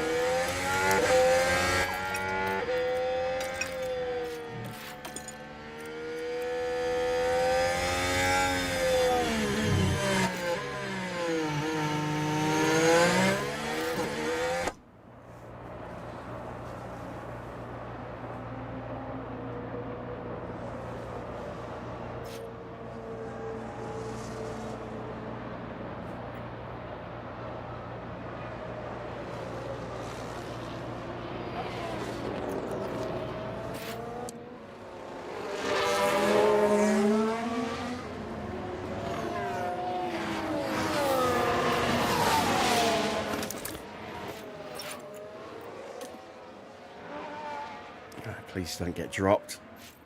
Please don't get dropped. Ah! Damn it.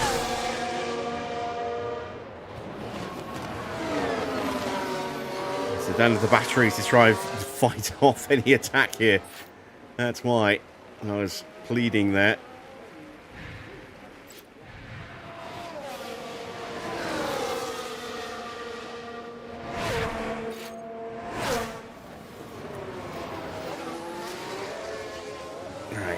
Stay ahead. Perez into the pits again.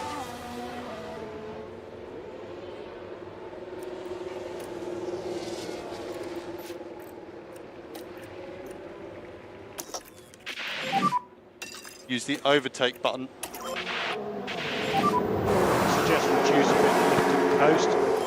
That's a pretty good stop. And all of a sudden, I've been seeing a lot of stops that look pretty quick. I'm starting to think maybe our 2.3 second stops are actually that impressive.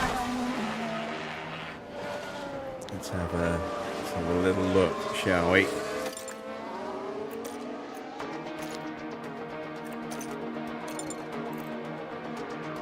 Not bad, fourth and fifth, but yeah, Perez's stop just went quicker than us.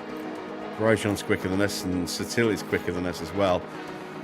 A lot of big team names missing. No Mercedes, no Ferrari in there at all in the top 10.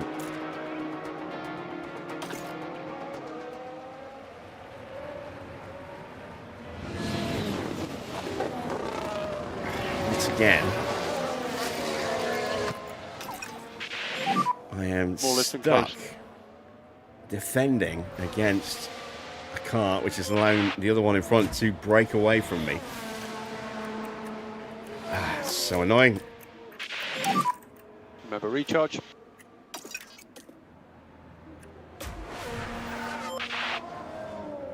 It's giving Maldonado a reprieve here.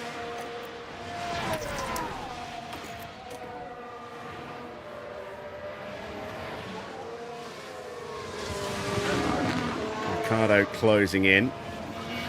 There he is. Jensen about 3 seconds further back.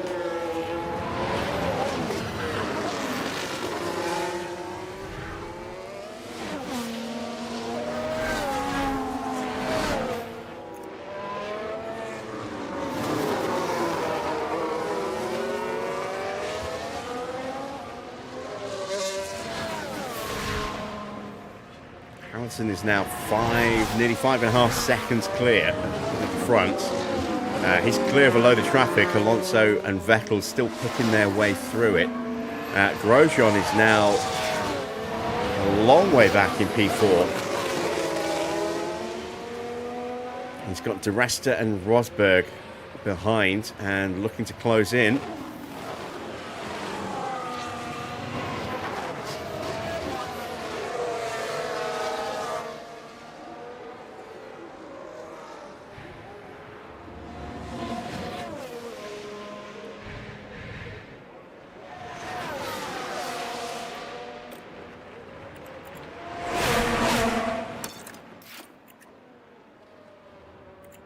Trying anything I can to Use the tyre. give myself an opportunity Push now. at breaking clear. And also to maybe allow Jensen to close in a little bit more. Key thing is to keep the tyre in good shape. Keep the tyre in good shape.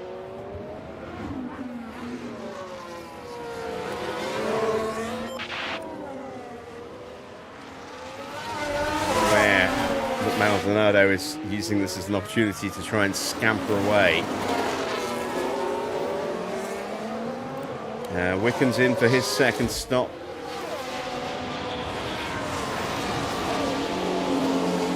Hulkenberg is closing in on the back of Jensen. It's the last thing I need. There's a Sauber bearing down on me.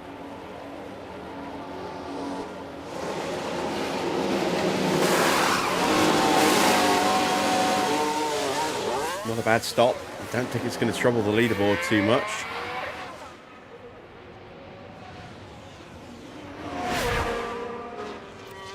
Stops can sometimes be a bit deceptive though. There goes Hamilton. Also trying. No, wait. No, that's Rosberg and De Resta. Sutil has got through. He'll give me DRS. Hulkenberg is punching through in the background.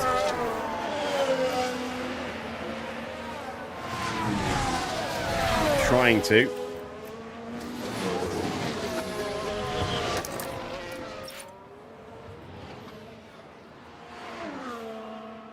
Into the last 10 laps, Hulkenberg has now got through. It's going to make P11 difficult for Jensen. Deep breath, you're going to be okay. Once again, to defend from behind.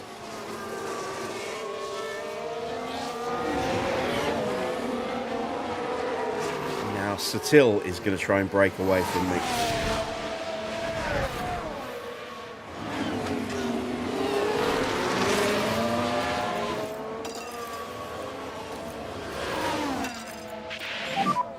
Let's try and push up. I think I probably should have just started on the mediums, been a bit aggressive with them, and then switched to a set of softs. But yeah, you gotta play the percentage game when it comes to strategy. More likely to get that safety car a little bit later into the race, than right at the beginning when it, or right at the beginning.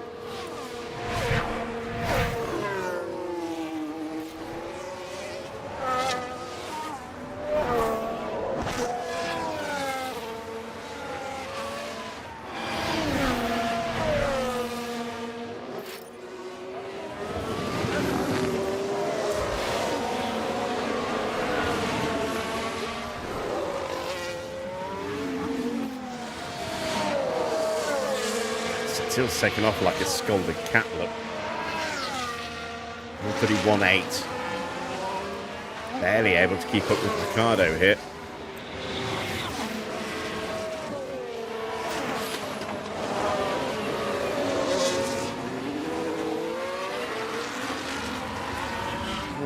As things are shaping out, it's going to be a win for Hamilton, Alonso in second. Vettel currently in third place, has a chance to take a second away from Alonso. It's not likely to get caught from anyone else. De Resta has got past Grosjean, but he is 22.5 seconds behind Vettel now, with 8 laps remaining.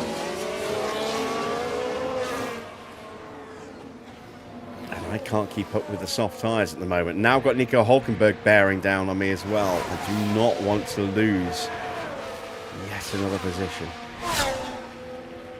At least this way, Schumacher will get a point and we'll get some money for the team, which we could do with if we want to keep the aggressive development going.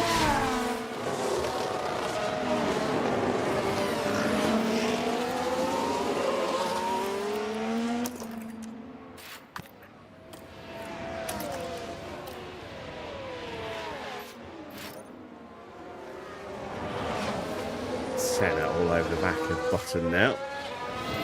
Any chance I had of trying to keep up with Hulkenberg? Long gone, unfortunately.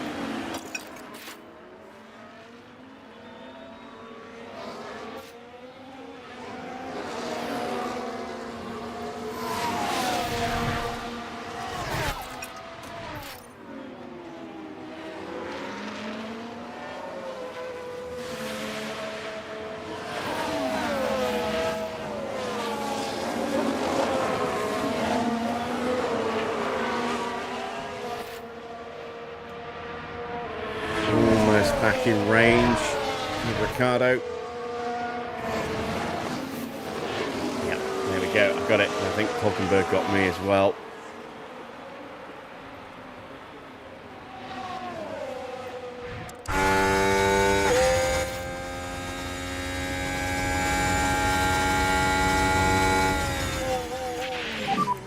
There are opportunities ahead. But here we are Sends following through. the Alpine. It's certainly inviting.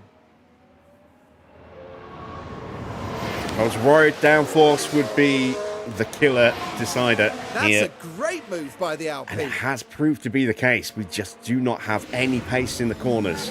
We've got really good straight line speed and a really, really good DRS wing. But if we can't keep the pace in the corners, then we're just going to leave ourselves sitting ducks to be overtaken in DRS zones ourselves. That's what's happening. We're losing huge swaths of time through the middle sector. And then not able to stay ahead when we really, really need to. Parts when we're strong.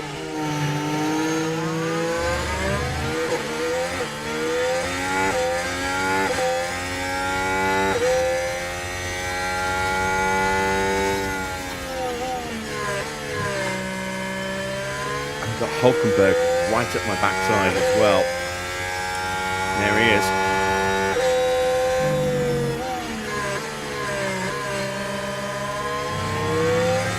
Senna's already 2 seconds clear of Jensen. Keep chipping away. Schumacher's tyres are on fire.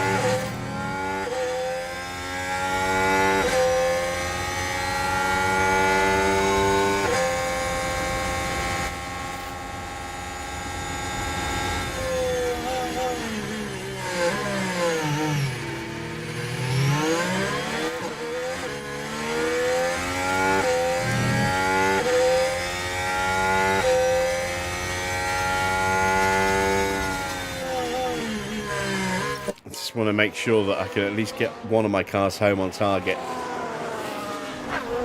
Preferably Schumacher, because that means getting a point as well. But yeah, I don't know about whether or not I can keep Hulkenberg at bay. He is looking very feisty.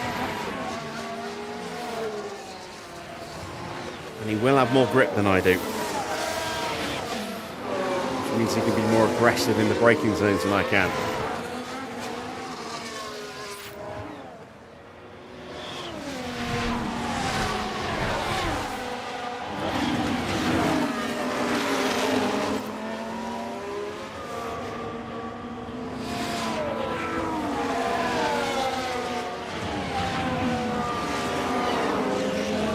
Has just left him. Very tempting to dive in for a fresh set of tyres and just go crazy and push, but I don't want to give up track position. If we get a... No, safety car's not really going to help. But if there is an incident up ahead, there is a chance that Jensen could still achieve his target. Can I keep Hulkenberg at bay? Just, but now I'm out of DRS.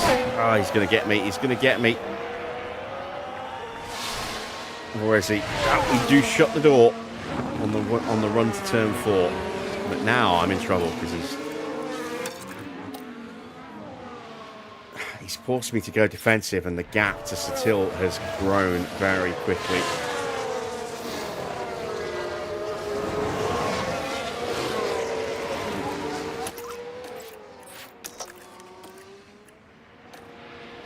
Tyres are hot, but what else can I do?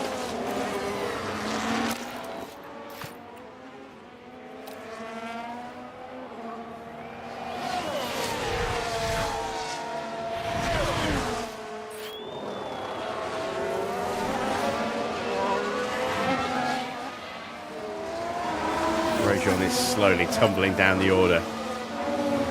Rosberg has got through. He's now over 9 seconds behind De Resta.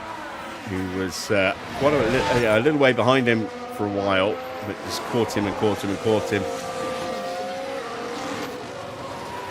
I don't know if Maldonado will catch him. I mean, he's lapping over 2 seconds a lap slower, so it is possible. We have 4 laps remaining.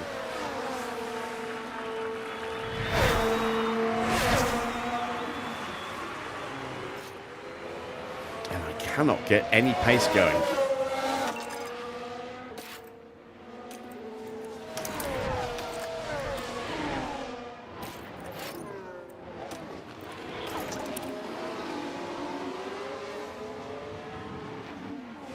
Absolutely flat out, full everything with Jensen, and I took 4/10 out of Bruno Senna. Still a lot of work to do with this car, it seems.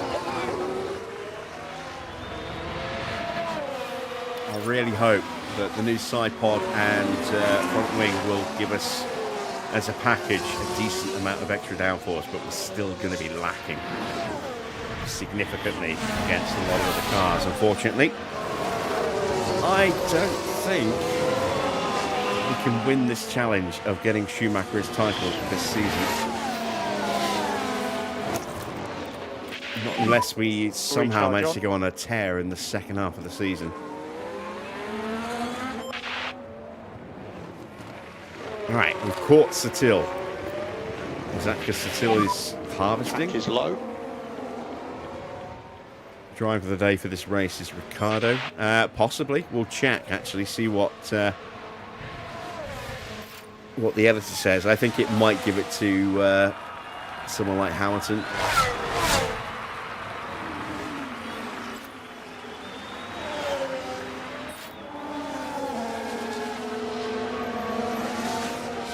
Keep Hülkenberg behind again, but I mean, it's cost us ground on Satil, who we could have had a run at.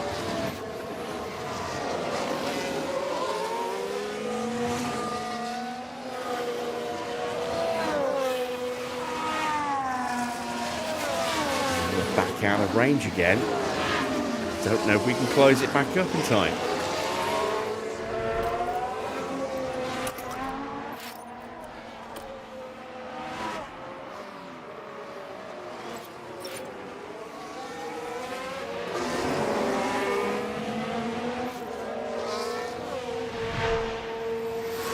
Here comes Hülkenberg again. He's going to make me go defensive again as Vettel gets past Alonso. Got him through turns 2 and 3. Has the position comfortably into 4.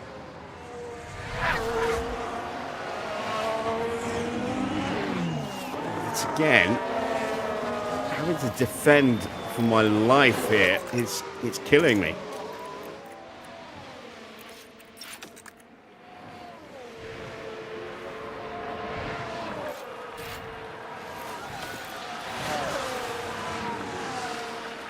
Oh, and this time I can't even contest that. It was just brutal.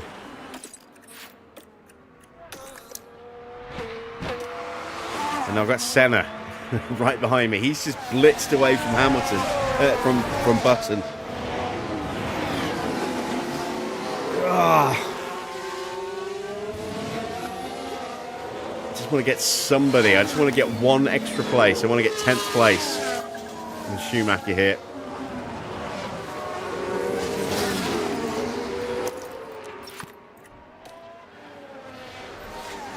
Cannot afford to get dropped, or else I've got no chance and I'll get picked up by Senna.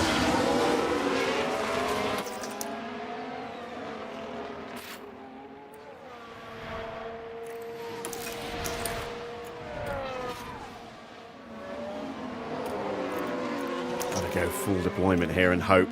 Come on. Come on.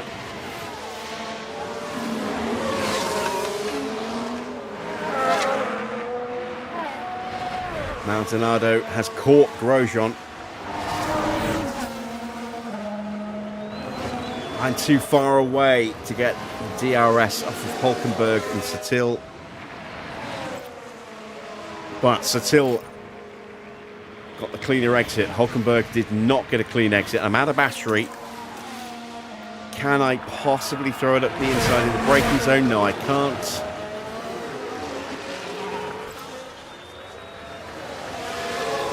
Can I maybe get him into turn 4?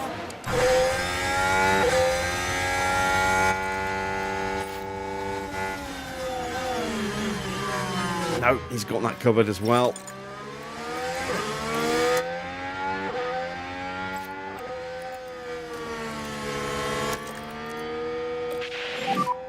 Overtake available.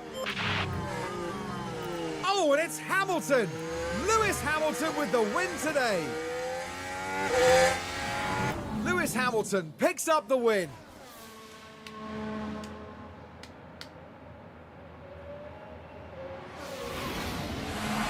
I don't think there was a single second of that race where they didn't believe they'd win it.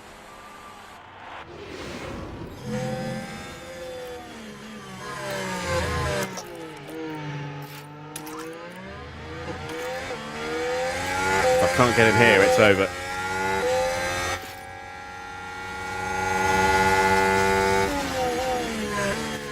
Yes! Shut that down quick.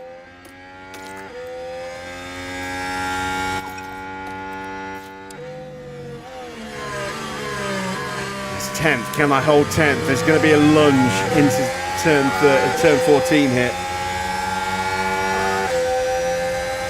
Come on, hold him back. Shut him down. Shut him down. No, no, no, no, no, no, no, no, no. They're both. Oh, he's off. He's off. Keep Senna behind. Oh, just.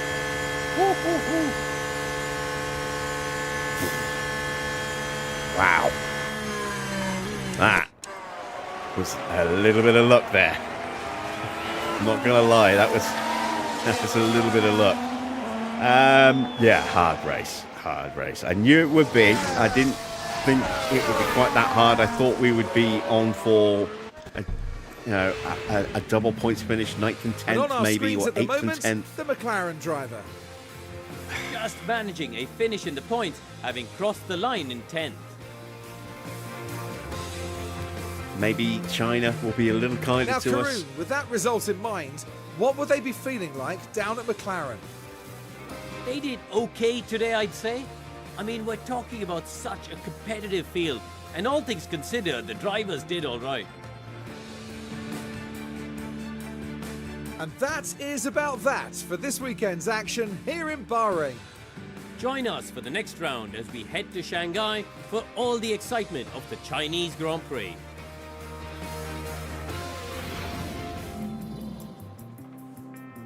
So, confirmation then of the final result.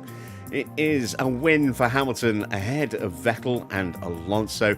Paul Di Resta gets 4th place, a long way back, but gets 4th place. Rosberg also getting through for P5. Maldonado got Grosjean in the end. He finished in P6, Grosjean down in 7th. Ricciardo, 12 places gained today from 20th up to P8. He really did have a good race, didn't he? Then it's Nico Hulkenberg also gaining a lot of places. 6 places gained for him. He finishes in 9th. We do just manage to hang on for P10 and a point with Schumacher. At least one of our drivers managed to bring it home on target with the sponsors. Let's have a look at the bottom half of the table before we click on. Bruno Senna 11th. Jensen in 12th. Not a good race for Jensen. A little bit of a struggle, but still did gain a couple of places. Sutil 13th, 14th for Raikkonen, 15th for Al Jashwari, 16th for Perez, who could and probably should have done a little bit better. 17th for Bottas. First of the lapped runners, then 18th for Bianchi, 19th for Gutierrez, 20th for Marcus Ericsson. And then the two Marussas bringing up the field in 21st and 22nd. Verne ahead of Wickens. No retirements today. A couple of minor little dings. A couple of damaged wings, and a couple of small penalties. But no VSC, no safety car, no red flags. Quite an uneventful race. And promised a lot. Didn't quite deliver, unfortunately. like I said, hopefully China will be kinder to us. Let's move on then to the drivers' standings. So Hamilton goes top with 62 points, his second win of the season, ahead of Sebastian Vettel, who's on 58 points. Alonso with 39, Di Resta in fourth with 31. Rosberg with 10 points added today moves up to 18 points now and up 5 places into fifth, ahead of Nico Hulkenberg and Roman Grosjean. The two Saubers slipping down. Grosjean actually gaining a place, but Hulkenberg slipping down. 17 to 16 points for them. Both of our cars slipped down 2 places. Jensen, no points for him. He stays on 13. Schumacher now up to 11 points. Senna on 10. Then it's Maldonado gets his first points of the season with that sixth place finish today with 8 points. P11 for him now, ahead of Ricciardo, also on 8 points. Then we've got Raikkonen and Sutil both on 6. And then the non-scorers, Bianchi ahead of Gutierrez, Bottas, Alguersuari, Verne, Perez, Wickens, and Ericsson is the bottom driver here. In the constructors' standings, Mercedes 93 points, Red Bull picking up another 26. They're on 66, so they are 27 points behind. Then you've got Ferrari with 57, Sauber with 33. We are P5 with 24. We're losing ground again. 9 points behind Sauber now. But no points for Lotus, so we extend the gap there to 8. Toro Rosso up into 7th place. They're now on 8 points, with Force India slipping down to 8th with 6. Then it is Caterham, Williams, and Marussia, all 3 teams yet to get off the mark. Pit stops. We managed to hang on for 4th and 5th, which is a nice haul of points. Decent day for Lotus. They got the top spot.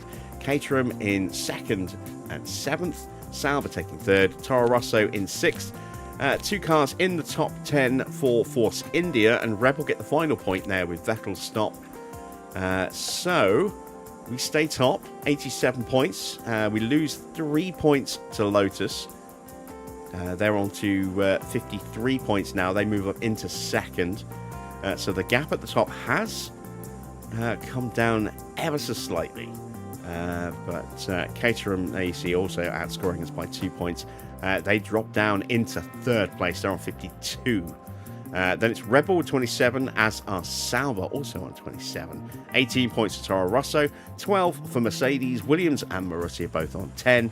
Force India have 7. And Ferrari have not yet scored a point in this competition. They stay bottom with 0 points. Now you see our one and only stops, not bad.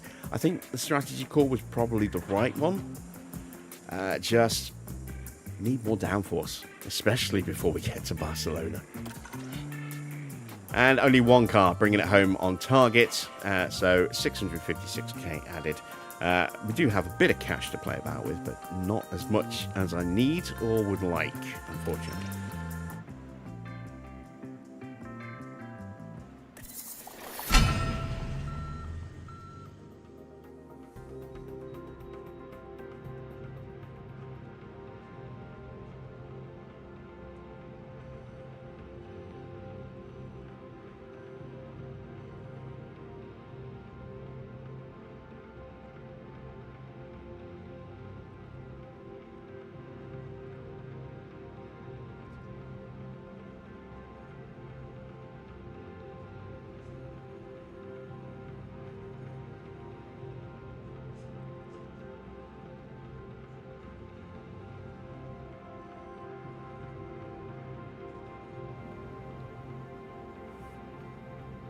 That was close, but congrats on the P10. Thank you, Lou. Yeah, very tight at the end there. Somehow just sneaking that point.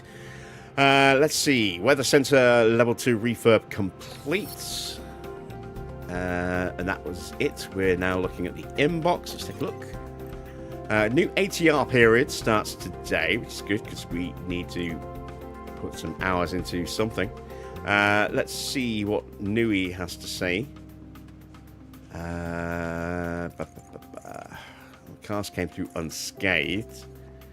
matched Jensen's target finish. We were 1 position ahead of Schumacher's target finish, according to expected finishing. Let's just clear off that email there. We've got 25 days until China. And then I think we go back to back with China and Spain, don't we? Let's have a look. So here we are, here on the 28th. And then we have our side pod design ready in 3 days. We'll get a little bit of money from the board. So the 1.8 mil, we will have to hang on to that for now. And then use that to build some side pods and some wings when they drop. And then on the 11th, we'll get some money from the sponsors. We'll use that along with the ATR to try and further push aerodynamic improvement and get some more downforce on this car, because it needs it. And then we'll have that 2-week gap from there to China, and then back-to-back Grand Prix, China and Spain. And then we have another gap. So that will give us time to start getting something going. Let's see, 1, 2, 3, 4 weeks to here. By here, whatever it is that we've been designing should be done and in production. And then we'll have another 10 days before we go to another doubleheader, Monaco, and then Canada. So some of those parts should hopefully be on the car by that point, by the time we get to Monaco. Let's advance time, shall we?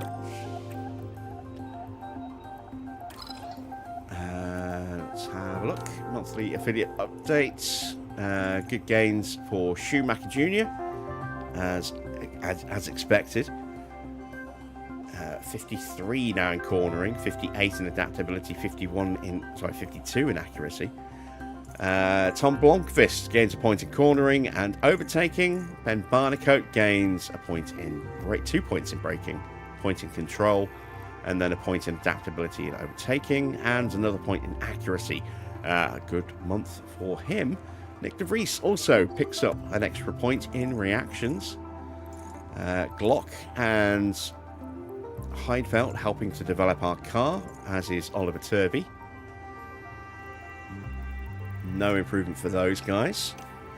What about the main drivers? Michael Schumacher has gained a point in adaptability. Of all the stats, that's the last one we needed a boost in.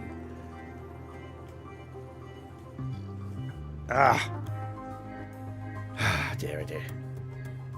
Alright, well, it's a boost, I suppose. Maybe that extra point in adaptability will be the difference maker when we go to a wet Grand Prix, if we get a wet Grand Prix. Let's move on. The side pods are done. Let's go into manufacturing. We've got 2.1 mil. Not a huge amount of cash, but enough to get 4 of those started. And they will give us a decent amount of downforce, some extra speed, a little bit of extra acceleration, improve our engine cooling as well. Not the most pressing matter, but it's something. There we go. What's everyone else up to? Let's have a look. Red Bull have got a new suspension, and they're working on a new front wing. And no idea what's going on at Toro Rosso. But France Tost is looking a little bit, defiant. So, that is where we are going to end it for tonight. When we come back tomorrow, we will pick up our pit crew training and then advance to our sponsor period, get some money, get those front wings starting to be built as well. And then we'll get to design a couple of extra parts for our car and try and find some extra downforce ready for when we go to Monaco, if at all possible. Yeah, we've still definitely got our work cut out for us. This is why I was so disappointed that we missed out on the win last week. That could have been such a huge boost for the team. and in the end, what should have been a really, really good chance of a double podium ended up being no podium at all. So, oh well, yeah, we'll try again tomorrow. This is a very different type of track, and given our extremely good speed and acceleration and DRS, we should be very strong down the back straight. I don't know about anywhere else, but down the back straight, we should be very strong. So, yeah, and we'll see how we do, I suppose. We'll have new side pods for that Grand Prix. Should have at least a front wing, maybe a 2 or 3 as well. So we should have a nice little boosted downforce. Hopefully, it will be enough for us to be a bit more competitive through the twisty stuff. But we will find that out tomorrow. As I say, usual time, 8 p.m. If you haven't already done so, give us a thumbs up if you don't mind. That would be much appreciated. And don't forget, you can also hit the subscribe button as well.